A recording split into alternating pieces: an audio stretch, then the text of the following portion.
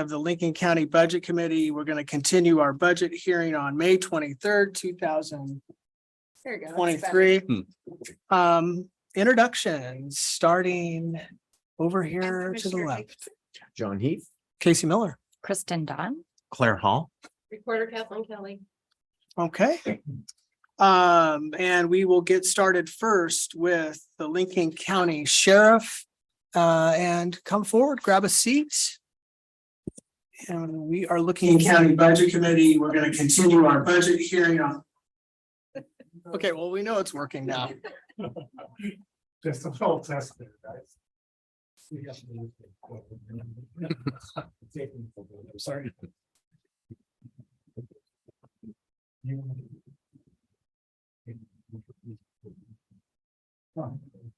Oh, that's good. So.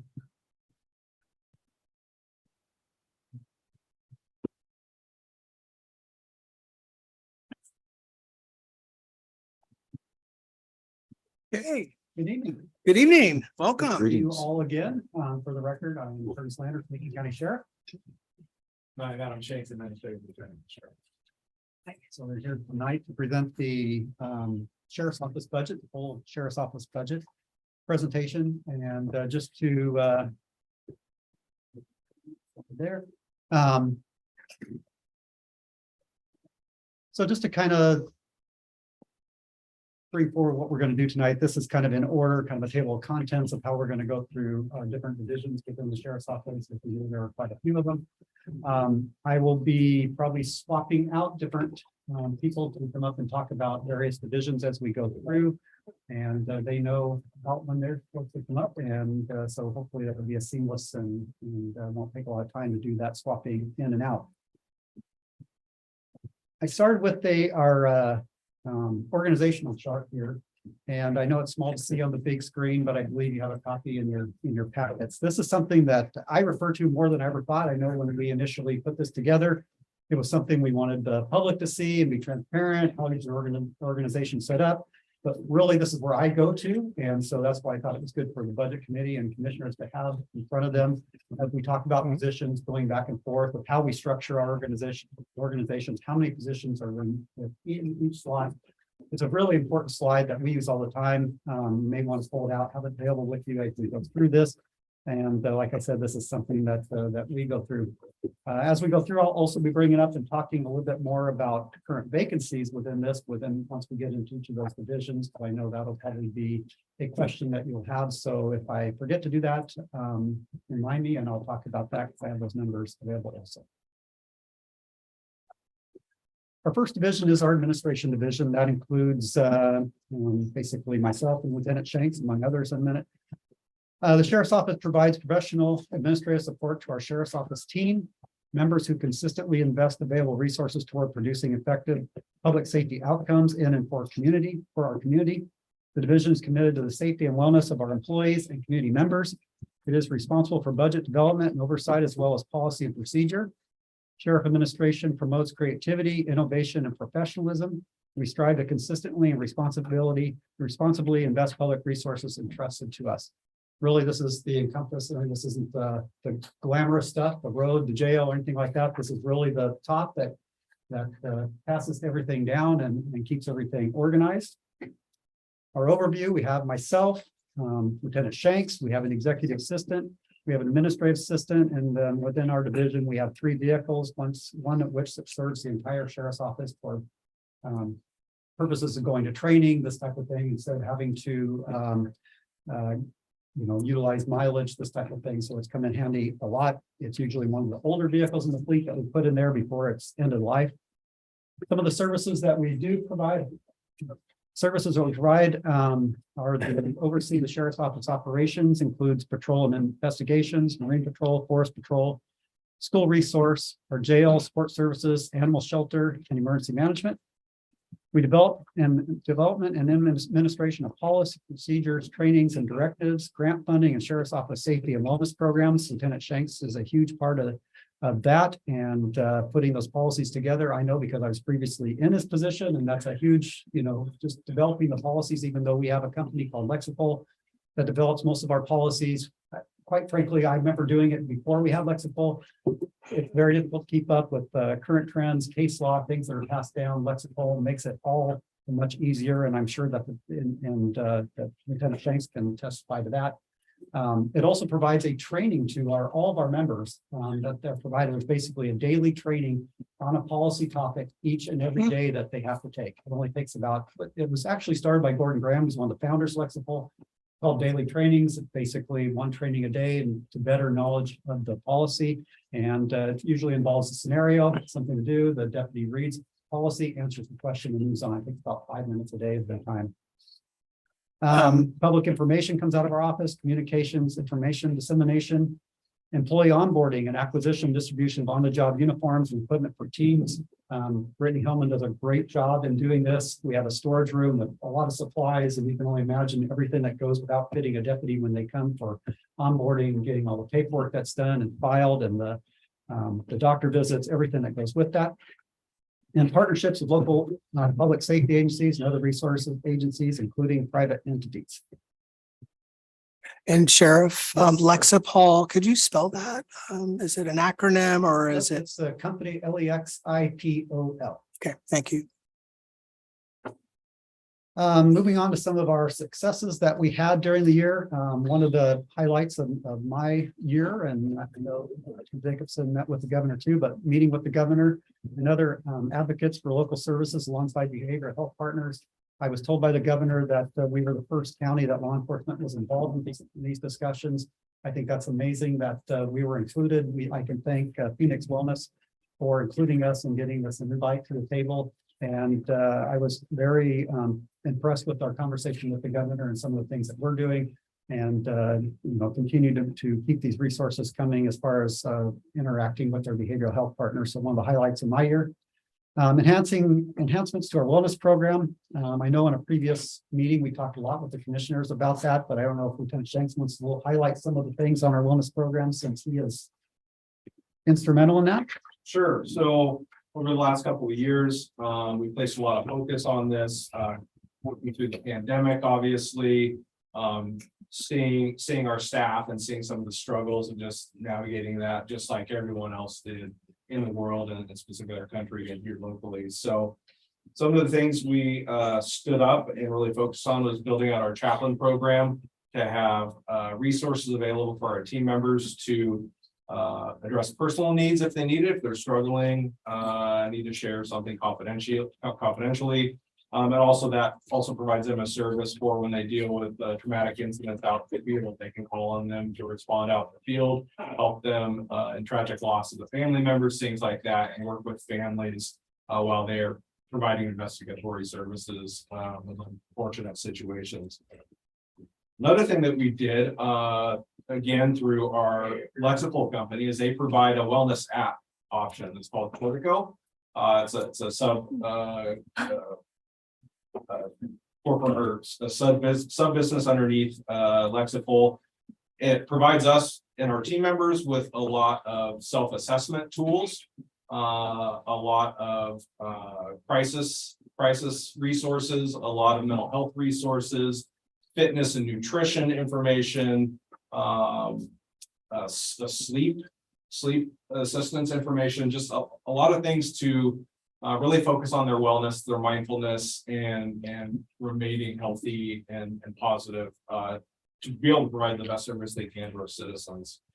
Another service that we contract with is a company called Responder Life. That is for peer support services. We are currently in that process. That's been probably the longest road for us over the last 2 years, trying to stand that team up, mainly because we're really trying to have a certified a team that Responder Life can stand behind. That takes training. Part of the cost for this service is they provide us with that training at no additional cost. So they get critical incident stress management training, peer support training, but all of our members have to have that training before they can stand up as a team. And in a law enforcement agency, we've identified 6 representatives from our office, trying to get those across our diverse divisions and try to have representatives both in the certified staff and our civilian employees. to ensure that we have a good cross reference of staff members, that people, can go to, when they need assistance. So that is, we expect that to be fully stood up by the end of this calendar year, which we're very excited about. That team will be led completely by the peers. Our management team will not be a part of that, nor can they share any information with us. That is solely for them to focus on their needs. So, and just to, point out, one of the reasons why we want to highlight that so much in a budget committee meeting, obviously it does cost money, it costs funding. These programs do cost budget money that we put into. And it's also good for the employee. Obviously, that's probably number one, employee wellness has to be number one. But you also got to think about it is we've had a number of employees recently as far as recruitment and retention that have left the profession altogether. And I think if we can have these things ahead of time as far as wellness, maybe they'll have a successful career. Obviously, that saves the county and having to bring somebody on and onboarding them and putting through all the training that we've estimated as a person that comes in brand new, has never been part of the job, as by the time they get out and solo and serving the community for patrol, about $100,000. So again, money spent up front hopefully saves some people that may have not otherwise made it through their career. Just a couple more highlights, and I talked about this briefly in other presentations for you, but we set up a fitness center in an unused portion of our jail. We basically provided the space for that. The great part of that is we went into partnership with our deputies association who purchased the majority of the equipment for the space. It's worked out really well. We have many members that are utilizing it and benefits their physical fitness, obviously, which is important for our career. We've also stood up an internal newsletter. That's really for additional information dissemination. Jess Palma, our executive assistant, really puts that together for us on a bi-weekly basis. And it's really information sharing on behalf of our entire team on behalf of major topics that are occurring within our office. Just some other quick topics. We provide online resources, different online companies that we can utilize for individual training, many topics from, again, wellness through on-the-job training, things like that, that they can take advantage of to seek out additional training aside from what we assign them to participate in throughout for their career needs and progression in their studies.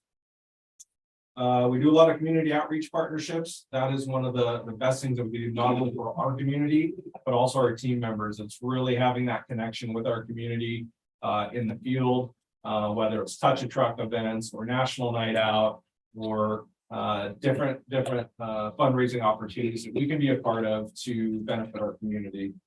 I think that is kind of it in a nutshell. We have some others that we've done, but we can go on for quite a while.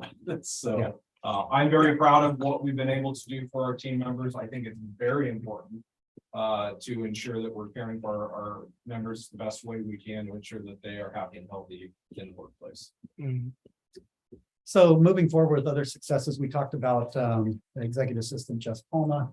She was basically, we had that position for executive assistant vacant for a couple of years due to cost savings for the county. And I'll quite frankly, when we were looking at bringing it back, I needed to be sold on it. I'm like, we've been functioning for 2 years, why now? Everything's been going fine. It's a testament to our division commanders who said, no, we need this for certain things. Wellness committee, the things like putting these presentations together, obviously then myself, Lieutenant Shanks, we can focus our time on other things, other priorities that need to get done, a lot of things that we would not have accomplished without having the executive assistant position filled. But one of the key things that Lieutenant Shanks talked about is that communication and having that newsletter. And I think it's so important and valuable, more than I thought when we started putting this out.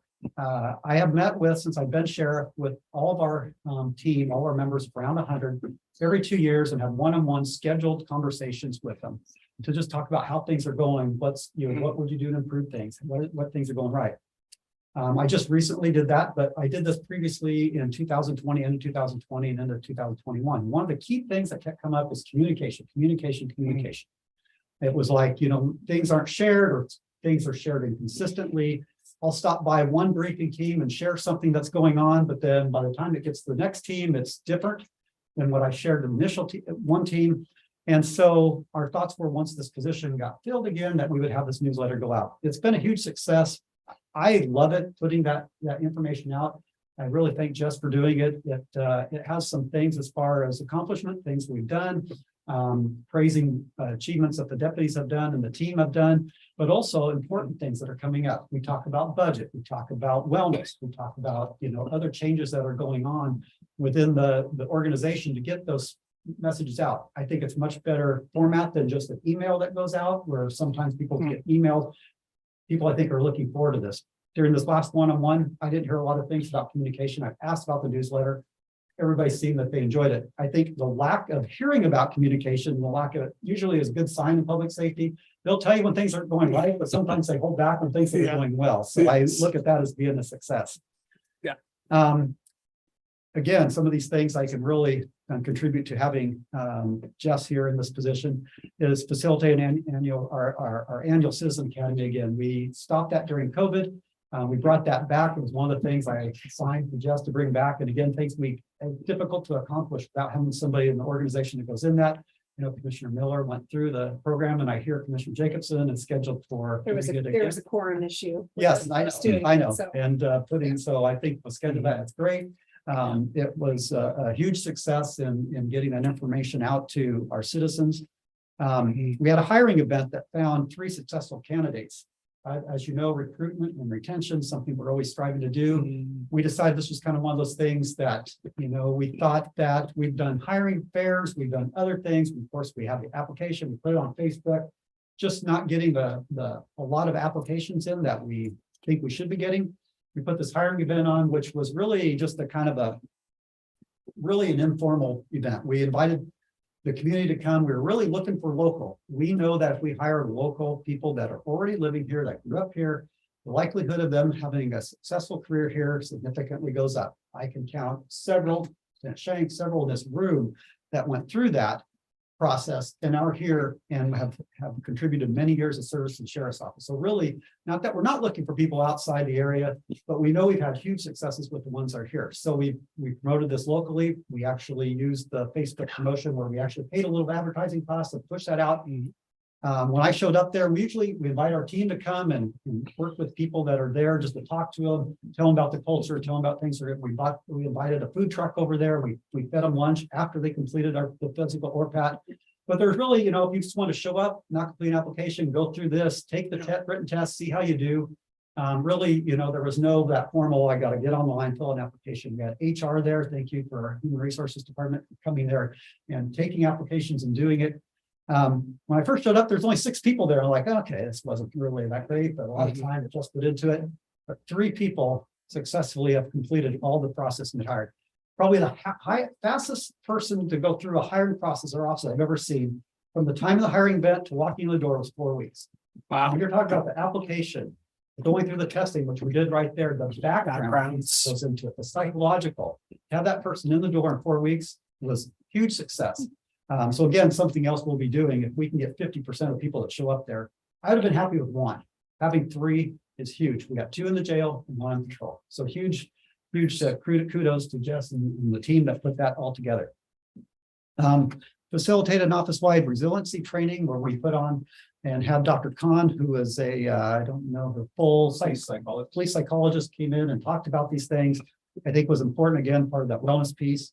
And we coordinated a week-long crisis intervention team course for Lincoln County law enforcement. We've been doing that annually now. I made the commitment that all of our certified team will go through a crisis intervention team course. At some point, it's a 40-hour, 1-week course. So you can imagine the time commitment to bring people out of 24/7 is difficult, but we've been putting that on every year as that goal to get everybody in our office that's certified through that training. And hopefully other law enforcement partners in the community will do that.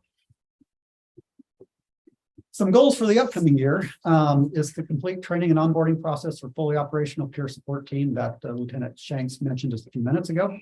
Complete final phase of our fitness training room that he mentioned a few minutes ago, talking about that. Develop the Sheriff's Office podcast. This is something, again, that we have been kind of talking about for a long time. Having, again, Jess in this position is going to be instrumental to getting that out. I think podcasts are seem to be, or I've been told that podcasts are the wave of the future, and that we need to really focus on putting something together like that. Again, be transparent, get our information out to the community as best we can. Expand and emphasize recruitment and retention practices. You heard me talk about that. That is huge in getting people in the door and keeping people once they are here. And you heard, I believe it was Administrator Johnson talk about a recent collective bargaining agreement and arbitration decision. Obviously, that's a goal we need to accomplish and work on. I know there's already been, I think when we put this together, it was kind of last minute, knowing now a plan that he has put together as far as next week and talking to the M team and bringing it back to this committee. You'll hear more about that next week. As far as our expenses, obviously in this we're primarily personnel services and materials and services. So you see the cost there. Over the years, you can see our expenses and revenue, obviously not much revenue in the administration. I think some of them that we have had in the past have been grants. We now put grants in other areas, so you'll see less of that going through and more structured. And I don't know if Lieutenant Shanks wants to touch on where those revenues are going now or not. I don't know if this is a place to talk about the 205 and other funds. Yeah, I can. Lieutenant Russell will be addressing it as well. We have several different revenue streams coming in for services. One being federal grant that we received to provide services in our jail. Again, you'll hear from Lieutenant Russell through one of our clinicians that we have in there that basically does early intervention assessment for controlled substance and co-occurring disorder issues, trying to assess that as quickly as possible when somebody's brought into our custody to try to connect them to services as soon as we can and provide them with a pathway forward. It also provides services for our pretrial team for ancillary costs of monitoring and assessment of pretrial clients that are released prior awaiting trial. Provides communication, provides services for them, it provides monitoring services, it provides some housing services, any barriers they may have to try to successfully maintain and effectively navigate the process of the court system.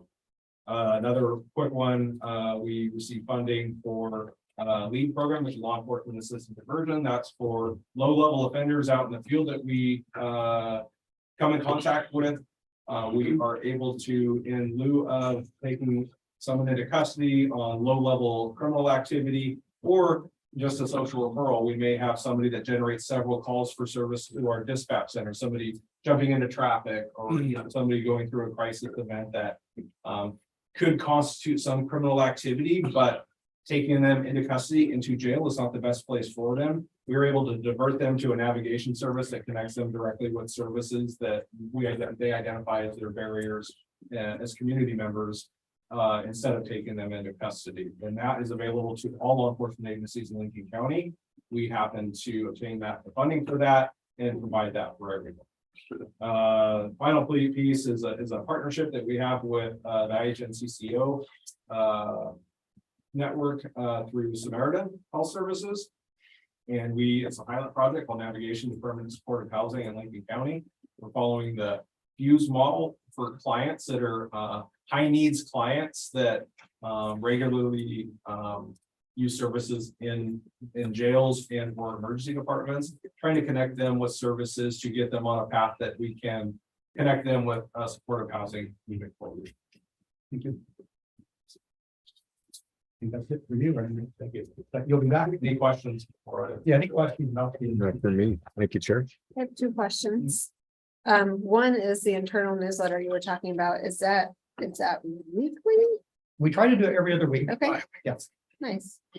And then the IHNCCO grant that you just talked about, Lieutenant Shanks, what's the funding cycle on that? Or in other words, like how much longer do you have that? And is that renewable or? I think I've asked for the number of extensions that they're going to go. Okay, It was a one-time, well, I mean, we can apply for it again, but what's happened is it was initial pilot project that was funded. Just before COVID. So it's had a lot of extensions. that's and- why I and was changes to asking it. that, yeah. We were the first law enforcement agency that actually received funding for that. I remember going to and doing the presentation over in Corvallis at our IHNCCO office. We had a lot of partners. Commissioner Hall was instrumental in helping with that funding and getting it through. So it's changes a little approach besides COVID. It also changed because of Measure 110 passing too, because initially it was for low-level drug offenses, which obviously went away.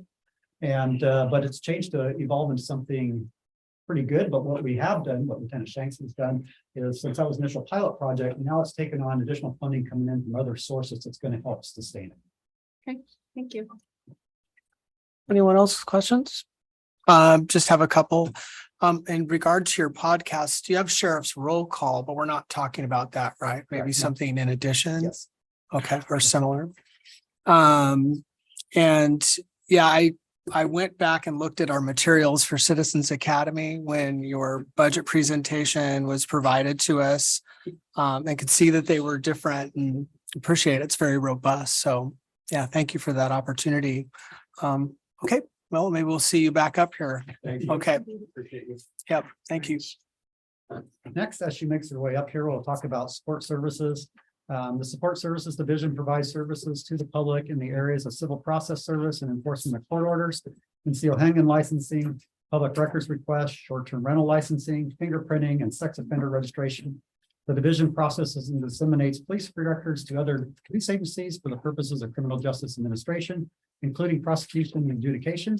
We're responsible for safeguarding evidence, found property, relinquished property, and property held with safekeeping. Among a lot of other things, they are the glue that keeps our office running for sure. Support services overview. We have one support services director, which is Lisa Combs. Lisa Combs. Hi, I'm Lisa Combs, Support Service Director. Good evening. 5 support services specialists and 1 evidence control specialist. And some of the services that are provided, again, not all inclusive, is concealed handgun licensing program, our civil process service and court orders, police records processing and public records, property and evidence management, and then the short-term rental licensing program. Successes. I'm gonna let you take this. Success. Okay, in the last fiscal year, Evidence completed a special project which was focused on purging property, which resulted in a 71% purge rate. And some of that purge property was used to assist the SART teams in some training. And could you tell us what purged property is? Purged property is basically evidence comes in the door and we don't want it to just keep coming in the door.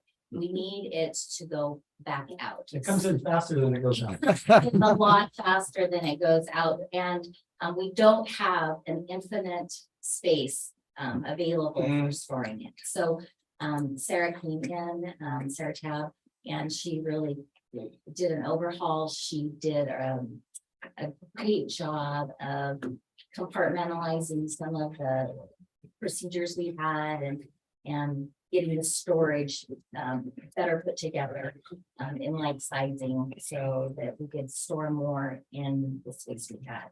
And then we were able to get rid of 75 or 71%. And it's a lengthy process, depending on, it can be short, but it can also be long. And you have to first look up whether or not the statute of limitations, where how long we need to keep a piece of property, for example, like a murder, we have to keep it. So those things, once it's a murder that occurs, that property is ours forever. But other things we can get released. And then once she finds out that it can be released, she needs to get proper approvals from the courts, from the attorney's office, others to make that happen. So again, they come in the door easy, definitely drops it off, fills out the form, now it's there. And then a lot of other things have to happen before it can go back out. So purging that, getting the room is again quite successful. And then our evidence control specialist became a certified property and evidence specialist through the International Association of Property and Evidence. This basically was training, and then it was a written examination to show her knowledge of custodial responsibilities, best practices through that international association. So she did a great job. She's looking at another certification, which is more detailed. Sarah was a scientist at the OSP Crime Lab. We are very lucky. That's right. Room right now. The next thing we did was we digitized all our protection orders and our firearm prohibition paper files. Those have a tendency to come in and take up a ton of space. And they were just doing file cabinet after file cabinet in the jail because they have to be available for confirmation 24/7. So we were able to get all of that digitized and process in place, which saving us some space and time at this point. We also implemented a new criminal justice software, LETS 2020, which did result in not a huge cost savings, but a cost savings. So that's free software that is now available. It's provided by the state to access a database where we're able to get to DMV records, criminal histories, correction offender information, concealed handgun licensing, all the information that the state houses that they make available to us. And I think initially when, because it's been going on for quite a while through the state, nothing because I thought it was 2020 because the year 2020, I see it was a vision 2020, it looks like, or something. But when I thought, well, this would happen 3 years ago by blame COVID, but it's finally implemented. It actually helps us out a lot. Not trying to date myself, but when I first started and going through, we had one teletype machine for the entire office. That's what we use to run it now. Deputies, everybody can get this on their phone, in their cars, whatever, and run things, and so with a home machine for everything. So, and then this just enhanced that software that's there to help pass on that information. So huge progress in that. Support services data. Just basically some of the things that they're doing. The CHLs are concealed handgun licenses. Talks about total concealed handgun license issued, and then our short-term rental licenses. Obviously, those will be going down in the future, should not be going up. I mean, there's certain situations, but ultimately that should have a downward trend as based on what the commissioner's decision and moving forward on that. These are licenses and renewals, I'm assuming. Current Yes. licenses Yeah, okay. throughout the years, and you can see 2020, 2022. Some other data, our civil papers served has crept up over the last couple of years, but you'll see that our subpoenas went down considerably. And you'll probably have the same question I do, and I don't know if I'll be able to give you a good answer, but the subpoenas dropped off a lot. And I was like, why did subpoenas drop off? I know our cases are relatively same, but I can tell you in the county, in 2021, we had 2,199 arrests countywide.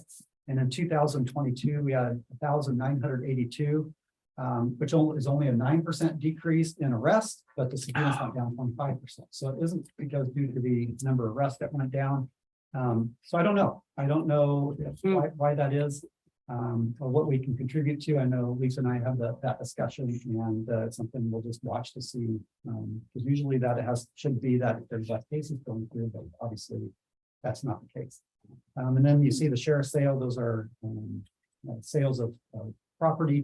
And those have, we watch those statewide through our state sheriff association, really fluctuated. We thought there would be a huge increase.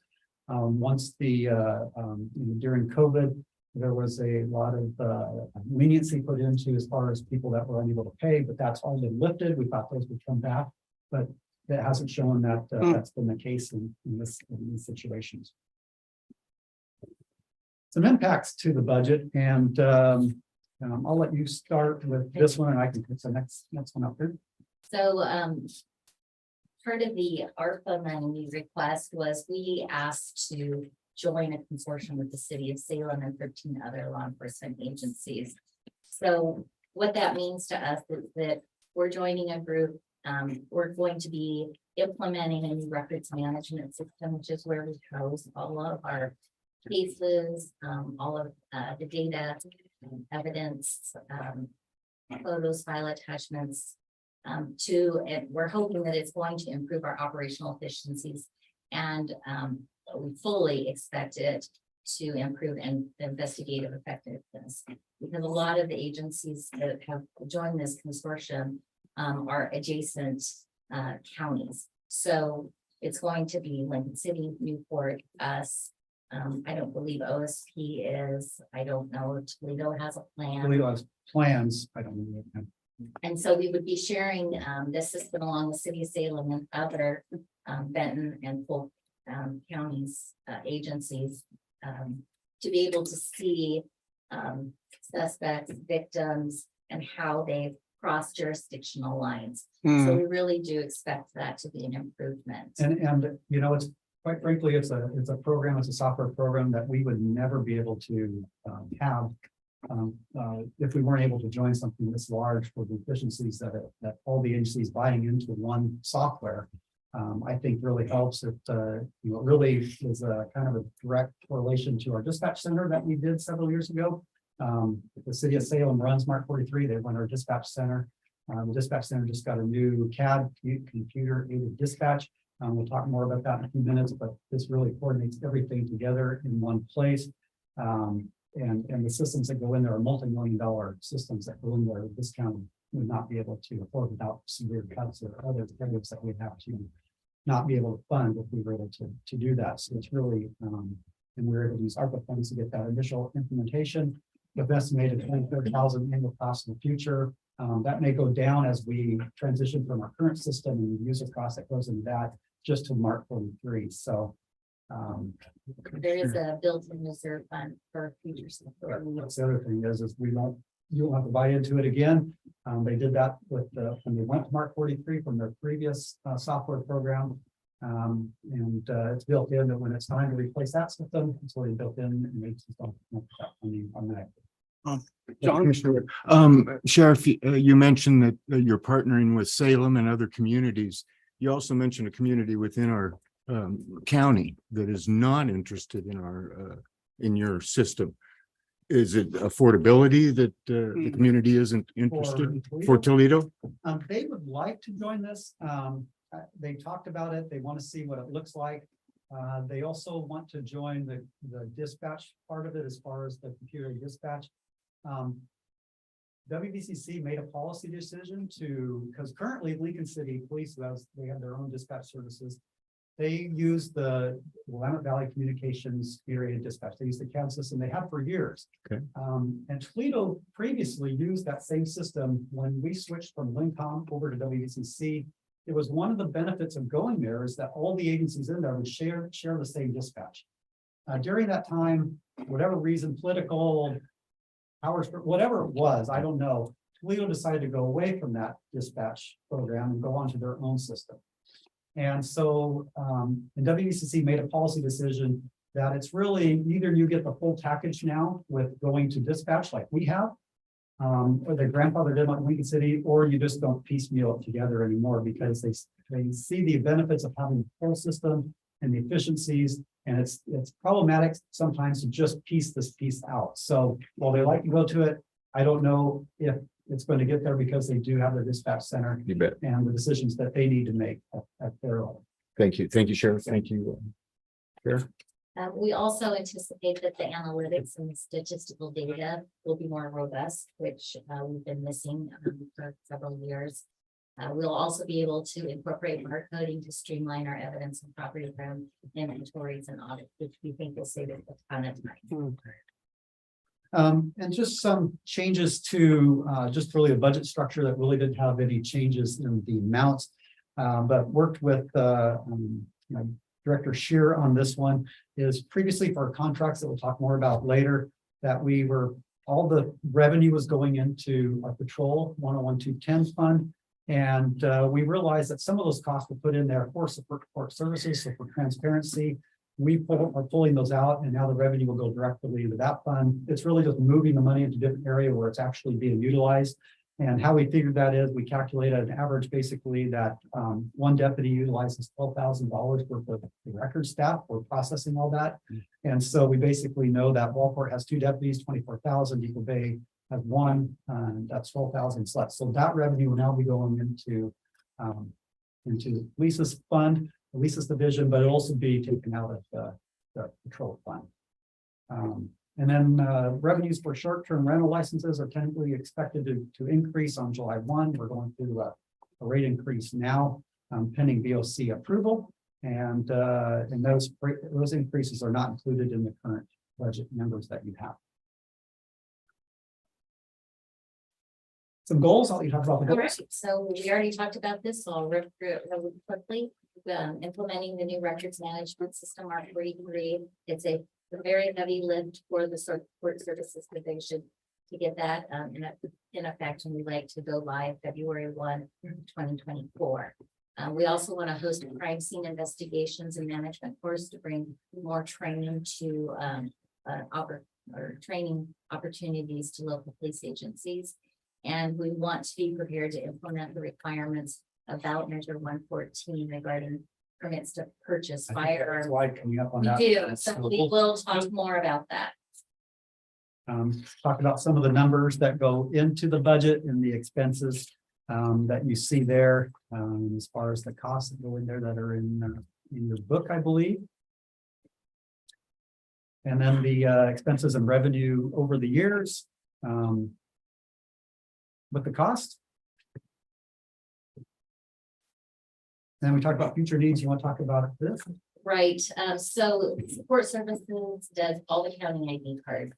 We do concealed handgun licensing, all county ID cards. I don't have to explain how many that probably is, but we have a pretty robust printer and it's about $10,000 and it is almost at end of life. So I will be looking at replacing that in the very near future. Is that in the budget already? No, it doesn't. It's not, Mm, it's still on a maintenance contract, which is being covered by the company. So is that, sorry, is that something you foresee in this fiscal year? or No, oh, next. Next fiscal year, okay. Unless it were to completely die, which I don't anticipate. Okay. And then we talked about measure 114 and tax the budget. Really, this is just we're not asking for anything because it's really in an unknown status as far as whether, during the challenges, it's going to be implemented or not. There's current court case going through that's in Harney County at the state level. That has put a temporary restraining order on the measure that is scheduled for trial in September in Harney County. So we'll know more once everything's on hold until that goes through. There are some changes that I learned about just recently. Basically, the way it was written, it couldn't be implemented because it requires an FBI check. The FBI is refusing to do that check, so that's problematic. The state police asked them to do that. But there are changes in legislation that may correct that so that the FBI will do that as the ballot measure is written. There's also some discussions and legislative discussions about increasing the fee for that. So again, a lot of unknowns still coming out of that. We just want to put this on here for your just to know that this is something that could be pretty substantial.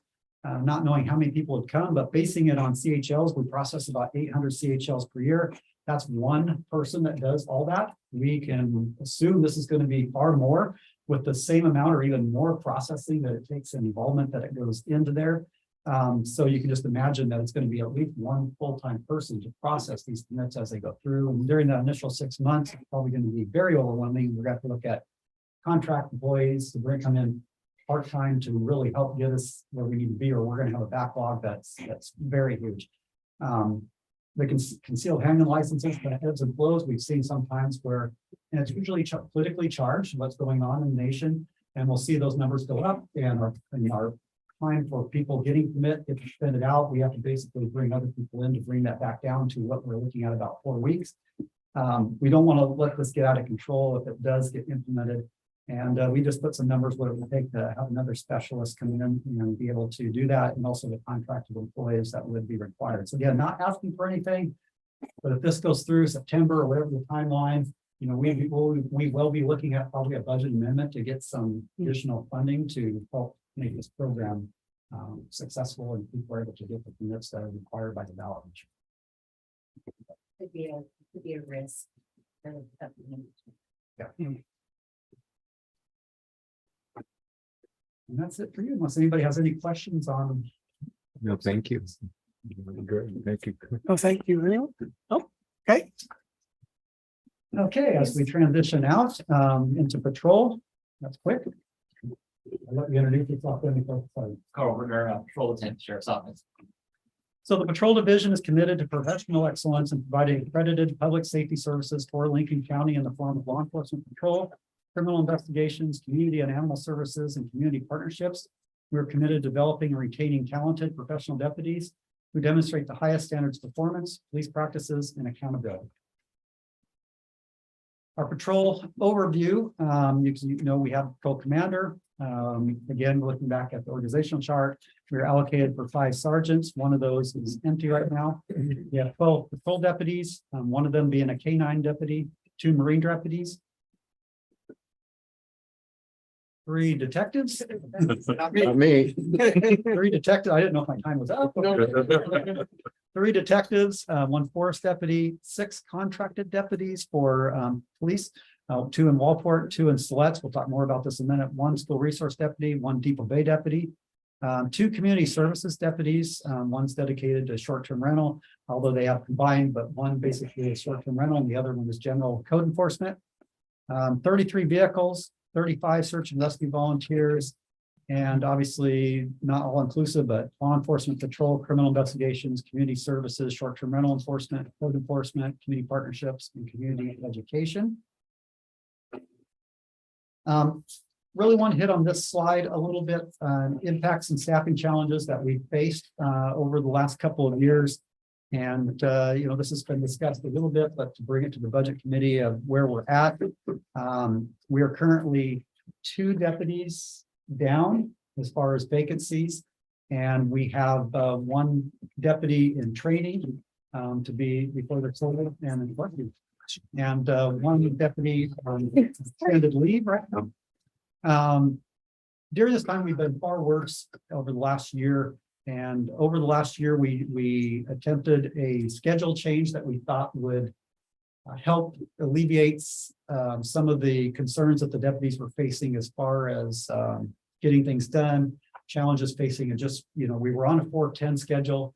And what we're basically doing is 7 to 5 p.m. and then our night shift is 5 p.m. to 3 a.m. That 5 p.m. is the transition time. And number of calls come in, and when we're having deputies do that swap out, deputies were having struggles getting their reports done, getting their follow-up done, doing proactive services. So we want to try a 12-hour schedule. I thought it was really, we met with the patrol team. Lieutenant Berner had a lot of ideas of making this 12-hour schedule work. It was basically the same number of hours of coverage, but there was a 4-hour overlap built in so that deputies could be proactive to get their reports done so that they wouldn't be coming back the next day with a stack of reports to do, possibly follow up. They could actually just get back to patrolling and doing the work that they need to be doing.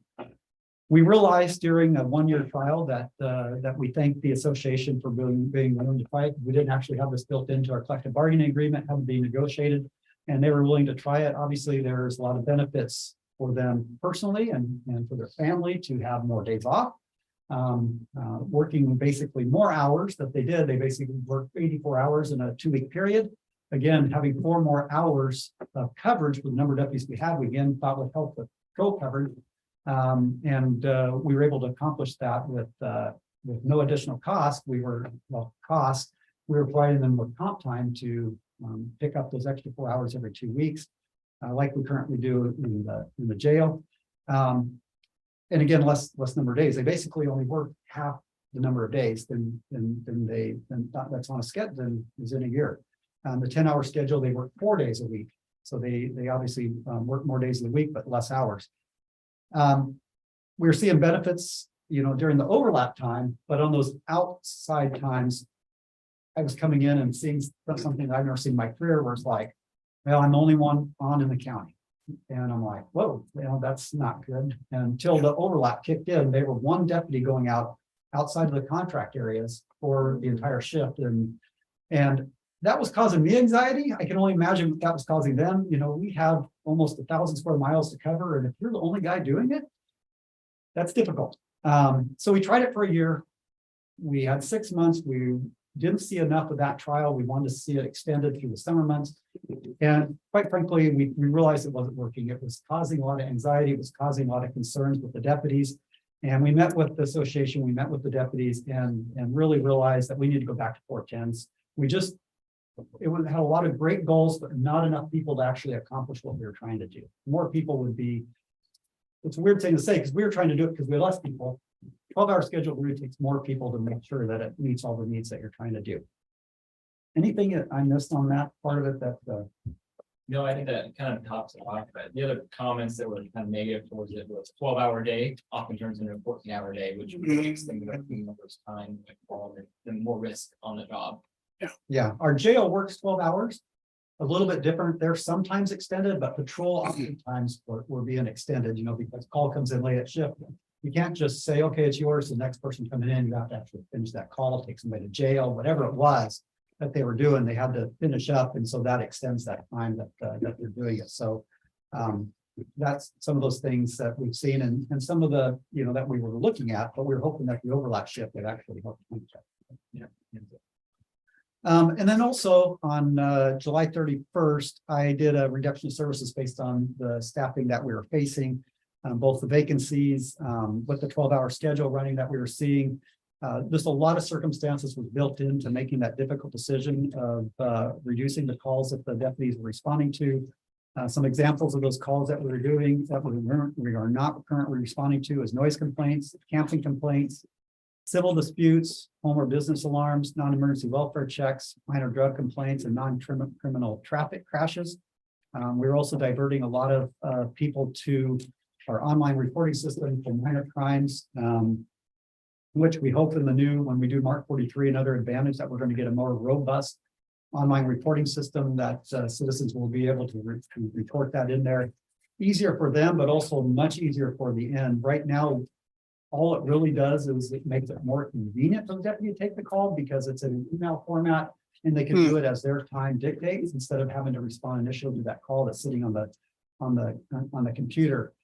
It really doesn't reduce any work that they have to do. They still have to fill out the report. What a more online robust system would do is basically the information the citizen puts in there would actually stay in there and get reviewed by records and a sergeant, and it's done.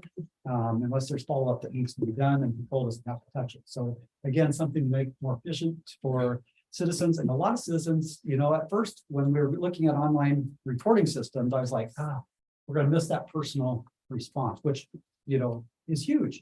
If you look at a lot of businesses, that personal response goes into it. But as we also know, technology, COVID, everything goes into it. People now want the easiest way to go through it. We'll still be there for that personal contact. We'll still be responding, but they know if we can be more efficient to respond to those incidents of emergencies that are really needing that personal response, and they can do things in other ways. A lot of times they'll look at that. And we also, you know, will be there. If somebody, you know, can't figure out the system, doesn't want to figure out the system, we'll be there to still accomplish that. But what we're hearing is more and more agencies are using it. Or actually, people are enjoying it. That's a good system to put that in there. So we're hoping with our transition to our new records management system that come in there, that will see a lot of that go through too. Anything on the reduction of services that It's still in effect. still in effect? I'll talk a little bit more about in future slides as far as goals next year and something that we want to do. So I just wanted to touch on that. Any questions from this group on that slide? Patrol in general, let me take this one on the successes. So our recent successes, we're another accredited agency. We've been accredited for the last 9 years now. Happens every 3 years. It's an accreditation process where we go through. Once an agency comes in and review our policies, procedures, how we're doing across the board for the state of Oregon, and then just great police work across the nation. We have a new certification for one of our search and rescue dogs. We get out and we get in our community events, National Night Out, the local parades. And then we were also awarded $23,000 to update our in-camera patrol car cameras. So not the ones we were on our persons, but the ones that will communicate with our person cameras, but also in the car. So we have 2 cameras operating at once. Our last system has been operating for about 15 years and about 50% of them are failing right now. So the cameras are not functioning at all. And a huge thank you to IT department for keeping those functional. You know, I've been reading some emails as we work to get this through, and I know it's a delay because the company is set to not do this till next year now. We're hoping it's going to come by actually July, but that's not the case. You know, IT just said, turn in a trouble ticket, we'll get your other fix, other arbitration fix that we're doing. But this system will coordinate with the body cameras and to work together, work with evidence better. So the system we have, actually, I have to say, for integrated system, actually is probably been one of the best functioning systems of the years. We've had it for a long time, even before our body cameras. It's actually done very well, but it's old and tired and kind of to move on to so that could be good. And I'm sure IT department would love that once we move to that. And that grant was actually through CIF. Correct, yeah. Talking about some statistics, our total calls per service, this includes everything. A call per service is anything. It's probably needs a better definition because it's not just a call for service. A deputy can actually instigate a self-initiated activity, a traffic stop on the civil services, motors assist, and that's actually contributed into this. So it's basically activity. I think I referred to it, maybe it was better at one time, as it's like a trouble ticket that IT does. When it turns in a computer and it's documented as a trouble ticket, whatever that trouble ticket can be, it can be anything from a homicide to a simple civil service that takes only a few minutes. It can draw out for days, not so. It's really, we can't put an average time of how much a call for service takes. And we can see that those numbers went down in 2022, but I can contribute that to the fact that we reduced services. And so that's, we look at the last 2 years that were very consistent. We got to think that we reduced at least 1,000 calls for service that were related to basically not responding to some of the calls at work. Some of the highlights is the way to put it as far as types of response that you can see over there. I think it's warrants being 256 and assaults being 187, burglary being high on the list. And some of the others that you see on there as far as difficult or other responses that we've had. Anything you want to highlight on that? Where does domestic violence fit in that list? Fall under the assault. Assaults, Yes. okay, thanks. And then it would also coincide with the stalking part of violations. Yeah, it can fit in a couple of different places on that. And maybe since you have the question, it'd be something we actually specific. We can draw that out specific to that. Not all domestic violences result in arrest, obviously, but it does result in a call. And so we can probably put that into the presentation. For next year, if that's something that we can be part of. Thanks. Response times. This is something that we've done ever since we started doing our annual report several years ago. We started doing it seems to be kind of an indicator on to me on what we're doing, how we're doing it, and where it's going. If you can see that, you can see it. They're really big up there. Good. Our response time, and this is to basically our high priority in progress calls that we need to respond to immediately. These are lights and sirens calls to deputy. It wouldn't be a theft that occurred maybe several hours ago. This would not be included in these response times. So these are basically deputy has to get there now. And these are by minutes. So you can see Walport is at 11 minutes and 20 seconds is our most reduced time in the county. I contribute that to the fact that we have a contract there for 2 deputies, and it's a small area that they have. We have 80 additional hours of coverage in there. Obviously, 80 additional hours. If one of these calls comes in there, they're going to be very close to respond to that. Sluts is another contract area, but it's much larger because it encompasses the entire fire district. And it's 15 minutes and 11 seconds, but also reduced. That Central County is kind of deceiving a little bit because it includes anything around Newport, which obviously this is where we are located, and we can respond to those a little quicker. So it is, and it encompasses a lot. So it's a little difficult to do. You can see one of the things I highlight is the fact that Walport and Yachats very close together. Yachats at 21 minutes and Walport's at 11. And the fact that Yachats doesn't have a contract, our general funded deputies are the ones that respond to services down there. All of these have increased from last year. Walport was 8 minutes and 32 seconds last year. Sluts was 10 minutes and 58 seconds. Depot Bay was 11 minutes and 45 seconds. Yachats was 20 minutes and 1 second. Our South County is 12 minutes and 8 seconds, and North was 16 minutes and 6 seconds. Every single thing went up. I have to contribute that to the fact that last year, and as we reduced services, we did other things. We didn't have as many people. It was why we tried the 12-hour schedule. It was why we reduced services trying to encompass this. It was also some of the reasons why we reduced services to really focus on those contract areas, because we saw a huge increase with those, even though we were supposed to still be providing that 80 hours of services in there. When we did this, we made the decision, I made the decision to make sure that we were not utilizing contract deputies to respond for federal calls outside those areas. And I think we also being reduced in deputies around the area, even though contracts weren't. I think that when like I mentioned earlier, we had one deputy for the entire area. If a hot call came in, a new progress call. We were utilizing the contract areas to do that. So it was also a reason why we needed to change back on that 12-hour schedule. We should see these in a better patrol situation. These should come down this year. If what I'm saying is correct, we'll definitely be watching this and as we report back next year. Because the last couple of years, they maintained relatively close as far as that. And this year was a huge bump up, but we're also seeing our staffing levels better. We changed back from that 12 hours. We're just seeing better coverage out there as far as staying back to our schedule. So these should change. Probably another indicator that the 12-hour schedule just didn't work. Can I ask a question? Yes. For you? Yes. So is this average response time in like this fiscal year, like July 1 till now? This is, we took this from our annual report, so it's for the calendar year 2022.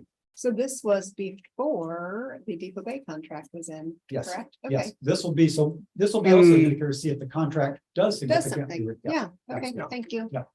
And Sheriff, cases assigned, how do we think of the word You wanna explain assigned? that?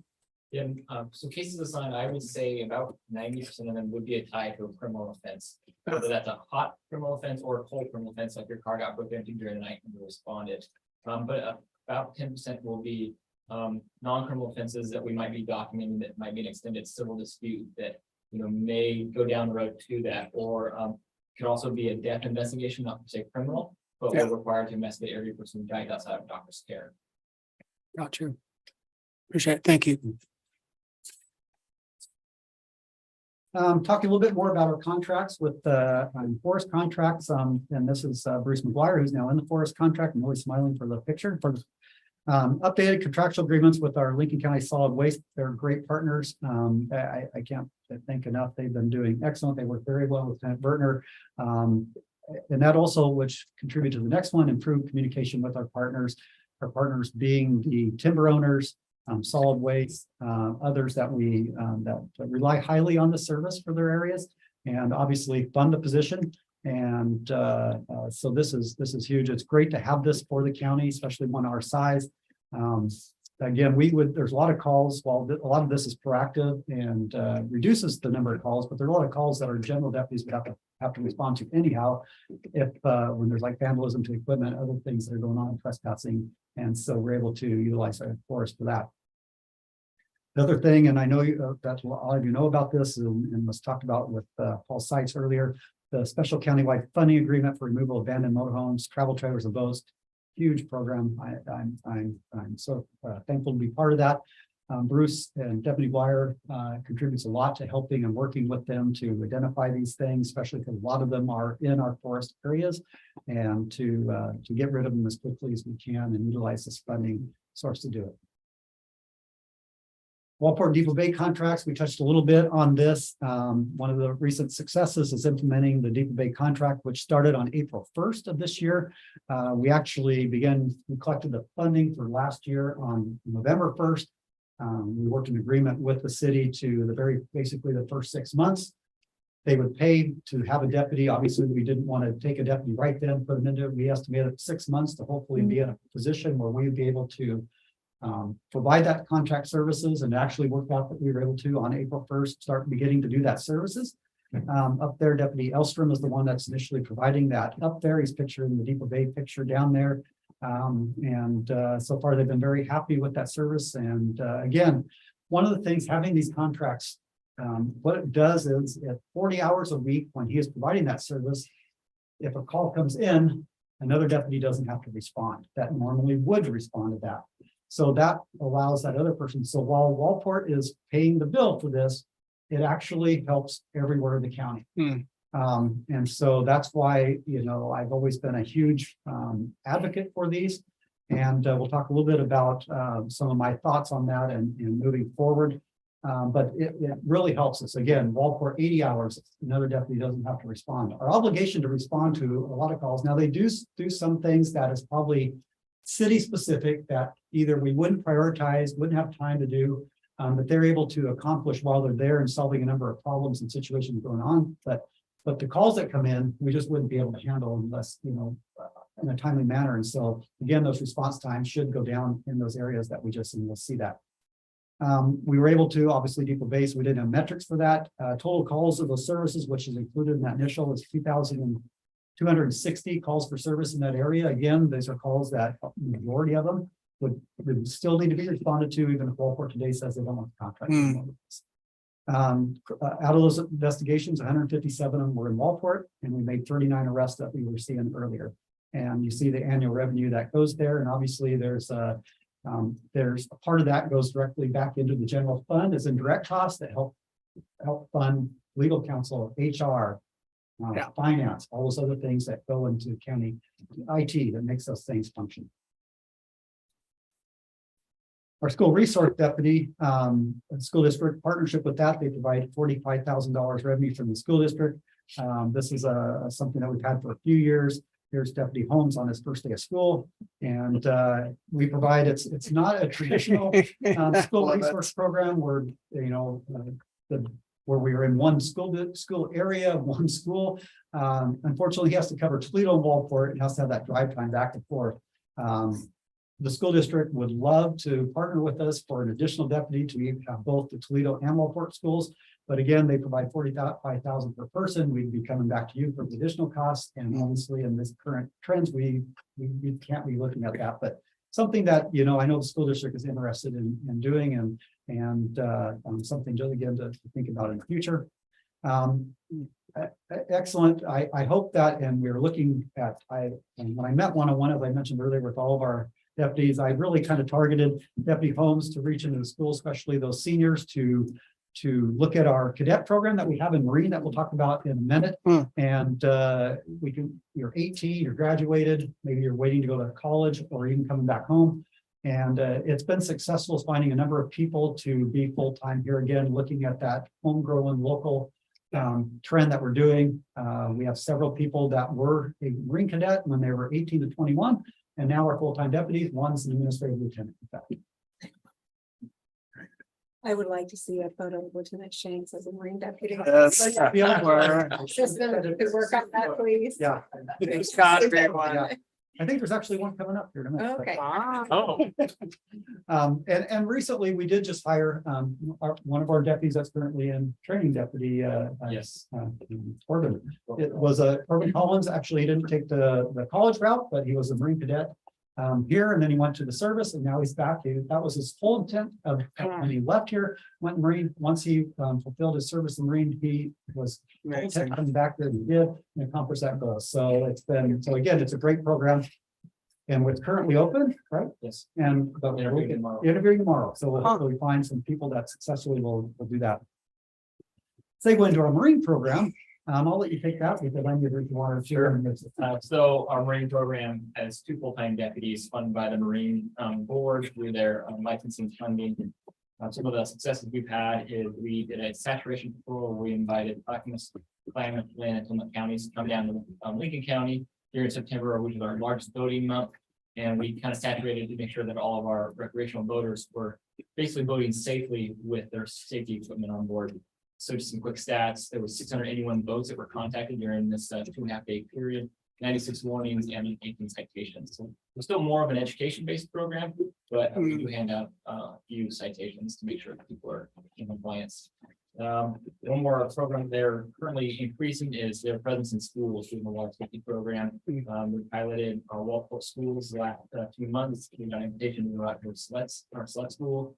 And hopefully we'll be taking them up for the new year to introduce water safety to our youth in the school program. Stumbling here.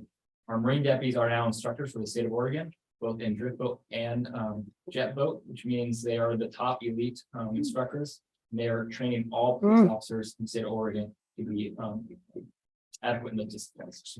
And additionally, they acquired a grant from the Oregon State Marine Board for $140,000 to clean up the derelict vessels or soon to be derelict vessels in the Uinta Bay before they sink. Once they go to the bottom, they become a huge liability to the state and environmental hazard. We identified there was 14 boats that were removed, identified and removed at $140,000. Our Marine program headed that, spearheaded that. Oh, It's cool. now being pushed across the rest of the state. Mostly in part of our communities. I think it was actually Commissioner Thompson that started that fund many, many years ago. Was it? Then, yes. it Mm. was. Yeah, very important fund to see there are a lot of ways in with these vessels. Something to point out here too, this isn't fully funded by the Marine Board. As this year, it's estimated 242,749 with general fund at 102,960. The Marine Board, as with most state budgets, isn't finalized yet. And it's kind of interesting when they gave us the number that it was $2,000 reduced statewide per county. And I don't know how they came up with that number still. The Marine Board's actually the head, Larry, help me out here. Yeah, I'm drawing a blank. I'm drawing a blank, like. Yes, anyhow, it's going to be down here at the end of June. I'll get the dates. I actually plan to invite one of the commissioners. If you'd like to come sit with me with them and their board to talk a little bit more about that and funding. Huge partnership we have and with them, and but there's an opportunity. They're going to be coming down to Newport on their board meetings at the end of June. I can, as soon as I know that date is finalized, I'll reach out to one of the commissioners, rather maybe the chair, and see if you want to participate. Patrol goals, I'll let you talk about that. So things that we're looking to reinstate is a Lent team, drug team member, previous 3 crimes, but getting our 3rd detective back up and running and working with our other police agencies to kind of take on what we've seen is with the legalization or the decriminalization of personal use. We've just seen an abundance of drug dealing, drug supplying, and that is still not lawful in Oregon. And so we are wanting to reimplement our Lent team to help target those people who are supplying. Maybe I should have taken that one on that. Go for it and walk. Yeah, this is, as I believe Judge Buckhart came and spoke last year during budget meetings, through a process spoke with the commissioners. We're seeing a lot of deaths with the fentanyl overdoses that are going on in the community. For whatever reason, whatever you can contribute that to, we know that there's a lot of drug dealing going on in our county, and I was one that basically previously put a halt on that. I knew our priorities was general patrol. And a lot of other agencies followed suit with that several years ago when that was basically suspended during that time. And with her, and she talked to me before that, talking about other things with this, it comes now to saving lives, really. More than just really trying to get drug dealers and get off the street because it's a crime, and get users and put those up against, use those as informants, all the things. It's going to be structured much differently. Lincoln City is the closest to implementing it, talking about end of summer. And I've been working with Chief Broderick up there. They actually obtained a position through their city council after last year's budget and paid by Judge Lockhart to make that happen.